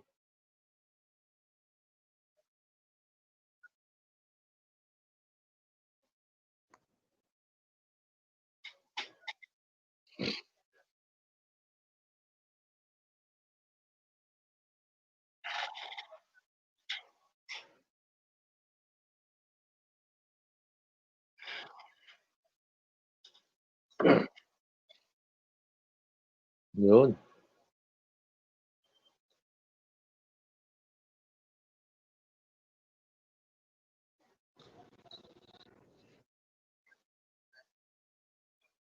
Yes po. Um, ang inaano po namin, yung turnaround po natin is kung gusto mong mag-try ng mga apps kay Microsoft, Microsoft Forms, Microsoft Teams, ang solution po namin is yung gawa ka ng Outlook account. Tapos, meron naman pong free yung si Microsoft Teams. Yun ang gamitin for Microsoft Forms, yun na lang po muna. Eventually, darating po talaga, correct as Sir Jun, darating po talaga ang ating O365 account. Antay lang po tayo. Ako, I waited for 1 year. Nag-training na kami actually ambassadors eh. Even before nag-deploy ng Office 365 at lahat ng accounts ko were just dummy accounts. Okay? Dami na, madami pa talaga. Okay? So, paiba-iba every training. And then, ngayong month, mga, ano ba, yung May lang talaga dumating. Diba? So, tiis. At para makapag-practice kami, gumawa kami ng ano talaga, nag-sign up ako ng mga free apps ka Microsoft para makita talaga kung anong difference under Office 365 at saka sa free account mo sa Outlook. So yun po. Wait lang po tayo. Okay.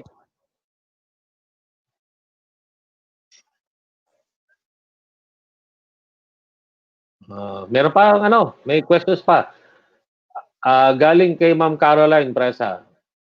Sabi dito, may disadvantage po ba ang paggamit ng free account?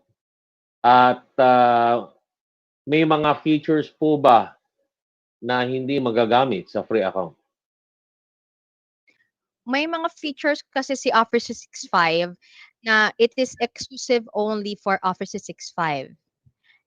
Yung free account, for example, kay Teams, ang kay Microsoft Teams, wala po siyang calendar invite. Kay Microsoft Forms naman, pag sa free lang po siya, yung kumbaga patikim eh, yan lang po yung sa free account natin kay Microsoft Forms. However, ang difference lang niya is, si Office 365 under sa Microsoft Forms, pwedeng one response lang per person. Kay Microsoft Forms na free account, anyone can answer eh, kahit 5 beses ka pang sumagot sa isang link. Kasi wala dong nakalagay eh na only one person or one time lang sasagot. Doon kay Office 365 meron. So there are features na magagamit mo kasi subscriptions ka Office 365 eh. May mga features naman na wala kay personal account. However, seamless din ang ating paggamit sa form. Same lang talaga ang procedure. Okay. Meron pang pahabol kay Ma'am Ana Marie Seno. Yung mga learners po ba na may ibang account, gagawa pa po ba sila ng kanilang Outlook account? Okay, wait. Ang mga learners po na email, matanong ko lang po, saan po siya gagamitin? Kung gagamitin niyo po siya, for example, ikaw may Outlook account ka, tapos yung bata, Gmail. Tapos gagamit kayo ng Microsoft Teams, wag mo na pa gawan ulit ng Outlook ang bata. Pwede namang Gmail. Kasi pwede mo naman siyang i-add as guest doon sa Microsoft Teams mo. Kung sa Microsoft Forms naman, hindi naman kailangan ng email, i-send mo lang nilang link sa bata, masasagutan niya na kaagad. So, yun lang po. Okay.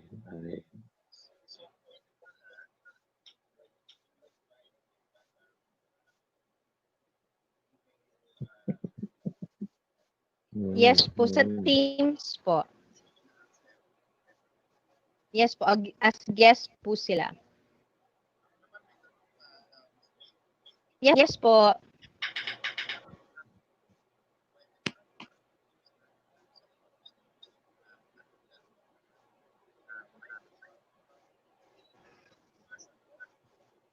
Ay, yes sir.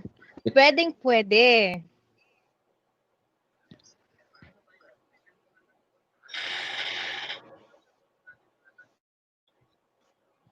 See, ang number one motivation natin, sir, is this. Tatapusin yung webinar hanggang mamayang hapon. Pagkatapos, magre-redeem sila ng code. Kailangan meron silang Outlook account, di ba? Para meron silang profile sa educator community. Ngayon, ilan bang codes ang makukuha nila? So, sa akin kay Sir Michael, kay Ma'am Earl, kay Sir Rubes. So, 4. So, malaki-laki ang points po noon at mag-i-equal po yon sa Microsoft Innovative Educator, MIE. So that is one step in becoming an MIEE or Microsoft Innovative Educator Expert. Kung gusto niyo naman maging ambassador, si Microsoft Education Ambassador, that's in-house within the Philippines lang. Wala sa ibang bansa. Wala sa US, wala sa China, wala sa Brazil. Dito lang po Philippines yan. That's why the ambassadors, madali lang kaming matrain, madali lang kaming mag-gather ni Microsoft Philippines. Lahat po kami naging MIE, which is one step to becoming an MIEE. Kung naging MIEE ka na, ayun, pwede kang mag-participate sa Global Educator Exchange, katulad ng pupunta sa Budapest, yung sa Australia. So, ganun po. So, paano po ba mag-apply? Ngayon, nag-webinar kayo, nag-Microsoft Forms tayo, mamaya mag-OneNote kayo, mamaya mag-flip grid, tapos, anong isa? A sway. So, gamitin nyo sa classroom, mag-picture, mag-document, kailangan meron tayong real-time evidence sa bata. Keep nyo po yan. Tapos apply po kayo as an MIEE. Gawin nyo siyang PowerPoint. Gawin nyo, o ipasok nyo sa Sway lahat po ng evidence na gumamit kayo ng Microsoft Technologies para maka-apply po kayo ng MIEE. At baka sakali from Imus ang iisang lilipad, no? Kung saan man yan ang next Global Educator Exchange. At itong Global Educator Exchange, to tell you honestly, free po yan. Okay? Wala kang free po. Kung ang passport mo ay expired, ayun, ikaw gagasto. Pero kung aalis ka na ng bansa, wala ka pong gagastusin. Si Microsoft po lahat. So, gamit po tayo ng Microsoft Technologies. Pakita po natin. So, para po makita talaga ng ating Microsoft Philippines na gumagamit tayo ng kanilang. Kasi talagang nagagamit talaga siya sa ating classroom. No, it's a matter of strategy. Kasi madali na lang ito lahat. So, yun po. So, tapusin ng webinar, kumuha kayo ng codes para maging MIE. Tapos, abangan natin ang next opening para sa screening and orientation ng Microsoft Education Ambassadors. Kasi that's within Philippines lang po. So, yun po. Yes. Yes po.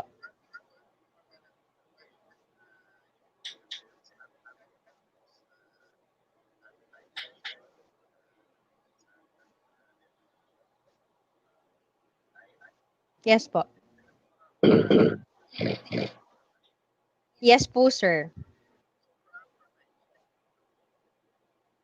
Yes po. Doon po nila makukuha iyon sa Microsoft Educator Center.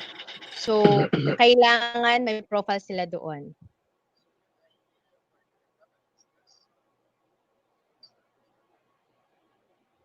May ba tayo?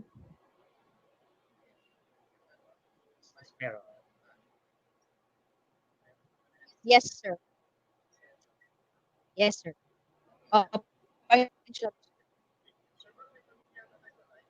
Meron tayo sa live, no? Galing kay Sir Nestor Resma.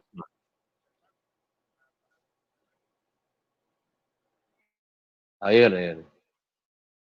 Okay, so possible po ba na magkaroon kayo ng separate session for students? Sino ba? Kami ba magte-train sa students?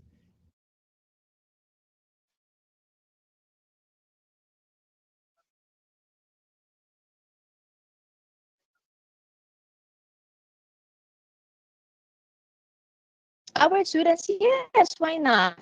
Yes po. Malala natin mamaya pag nag-comment ulit.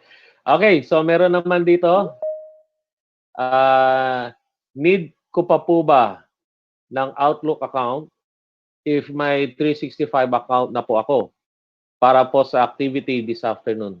From Iris Kagyat. Kung may account na po siya na Microsoft, yung may example June or Bob at R11 or at R5, wag na po siyang gumawa ng Outlook account.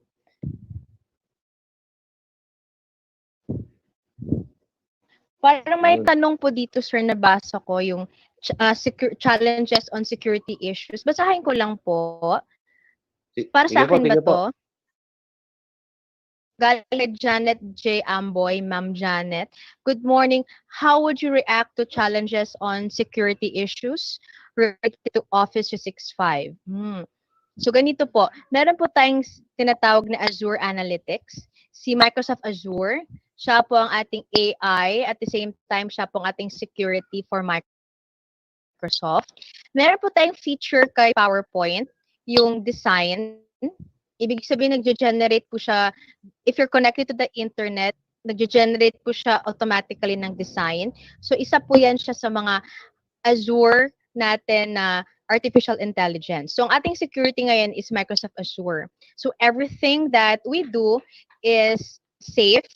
Kaya nga kung napapansin nyo, si Windows, si Microsoft, we always have yung updates para ma-check kung legit bang ating accounts, legit bang ating OS, kasi yun ang part ng kanilang security eh. And that's why Office 365 also needs an update para makuha mga update features at ma-check yung security.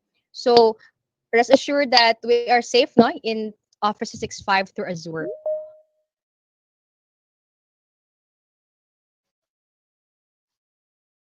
The last,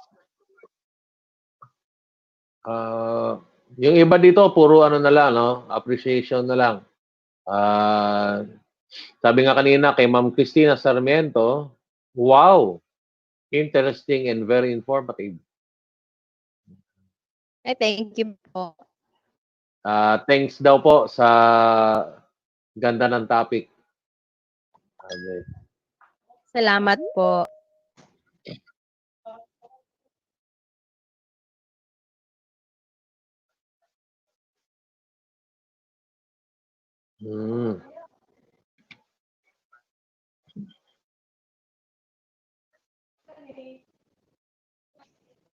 Opo, correct po.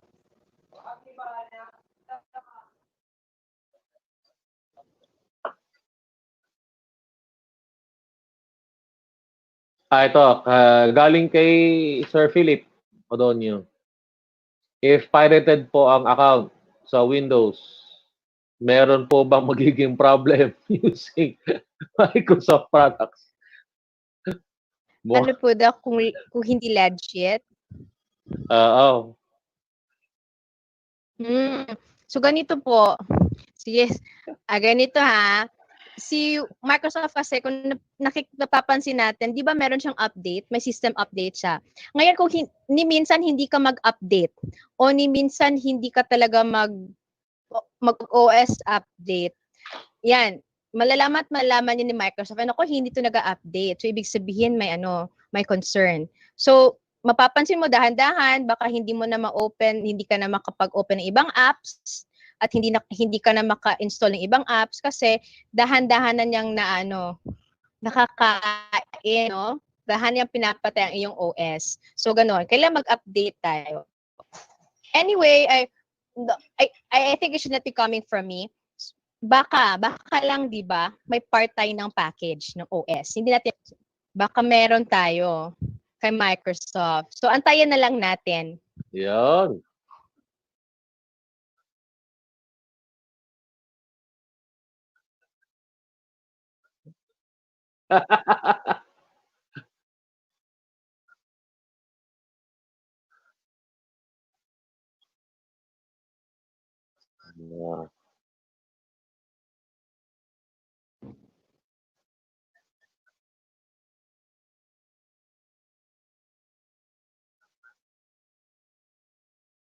Yeah.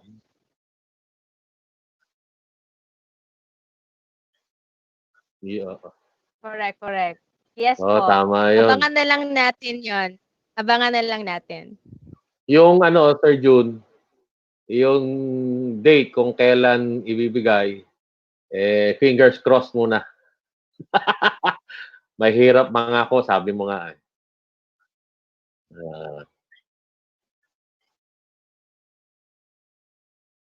1 year.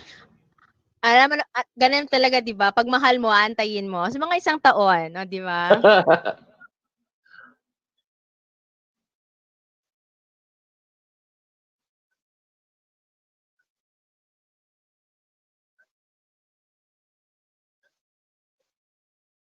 Yes. Wala na. Ano na lang ito, coming from Ma'am Lorena, from General Isero Topacio. Nakapag-sign in na po ako sa Microsoft Educator Center. Yun. Ayun, screenshot para ma-inspire yung iba. Yun. Okay, Ma'am Helen naman, Carion, maraming salamat daw po. Thank you po, Ma'am Helen. Okay.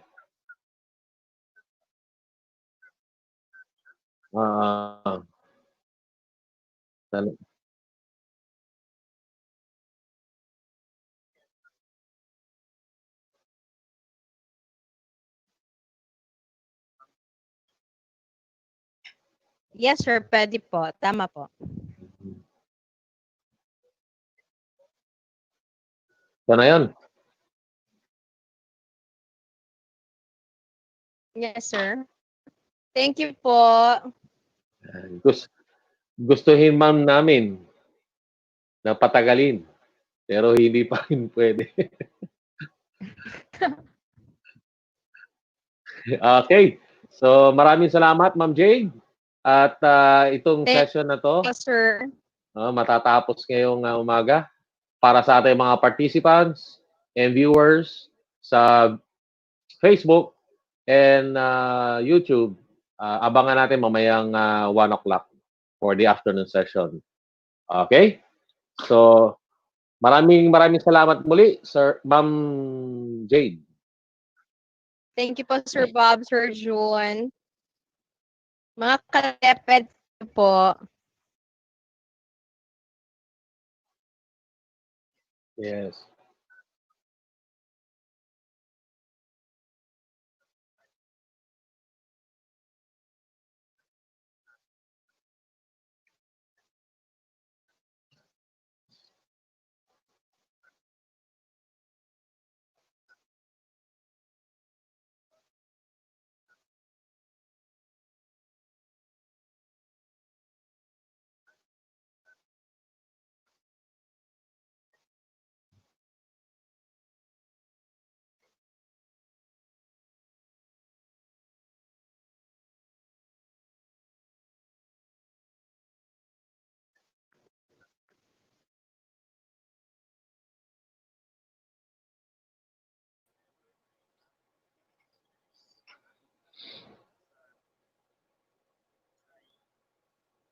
Matawagan ka.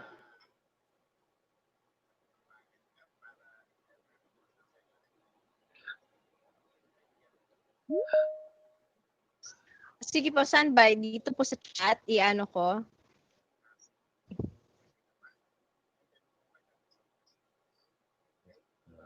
Sige po, sige po.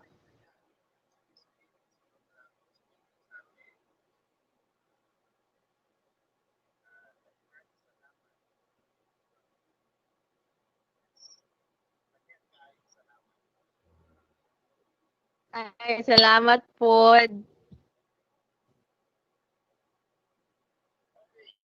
Okay, Sir June. This ends our morning session. At kung mahaba yung oras natin, baka konti na lang yung oras natin sa pagkain. Okay, so we will be back at 1 o'clock. Please stand by. We are going to stream live at 1 o'clock in the afternoon sa YouTube and Facebook. So,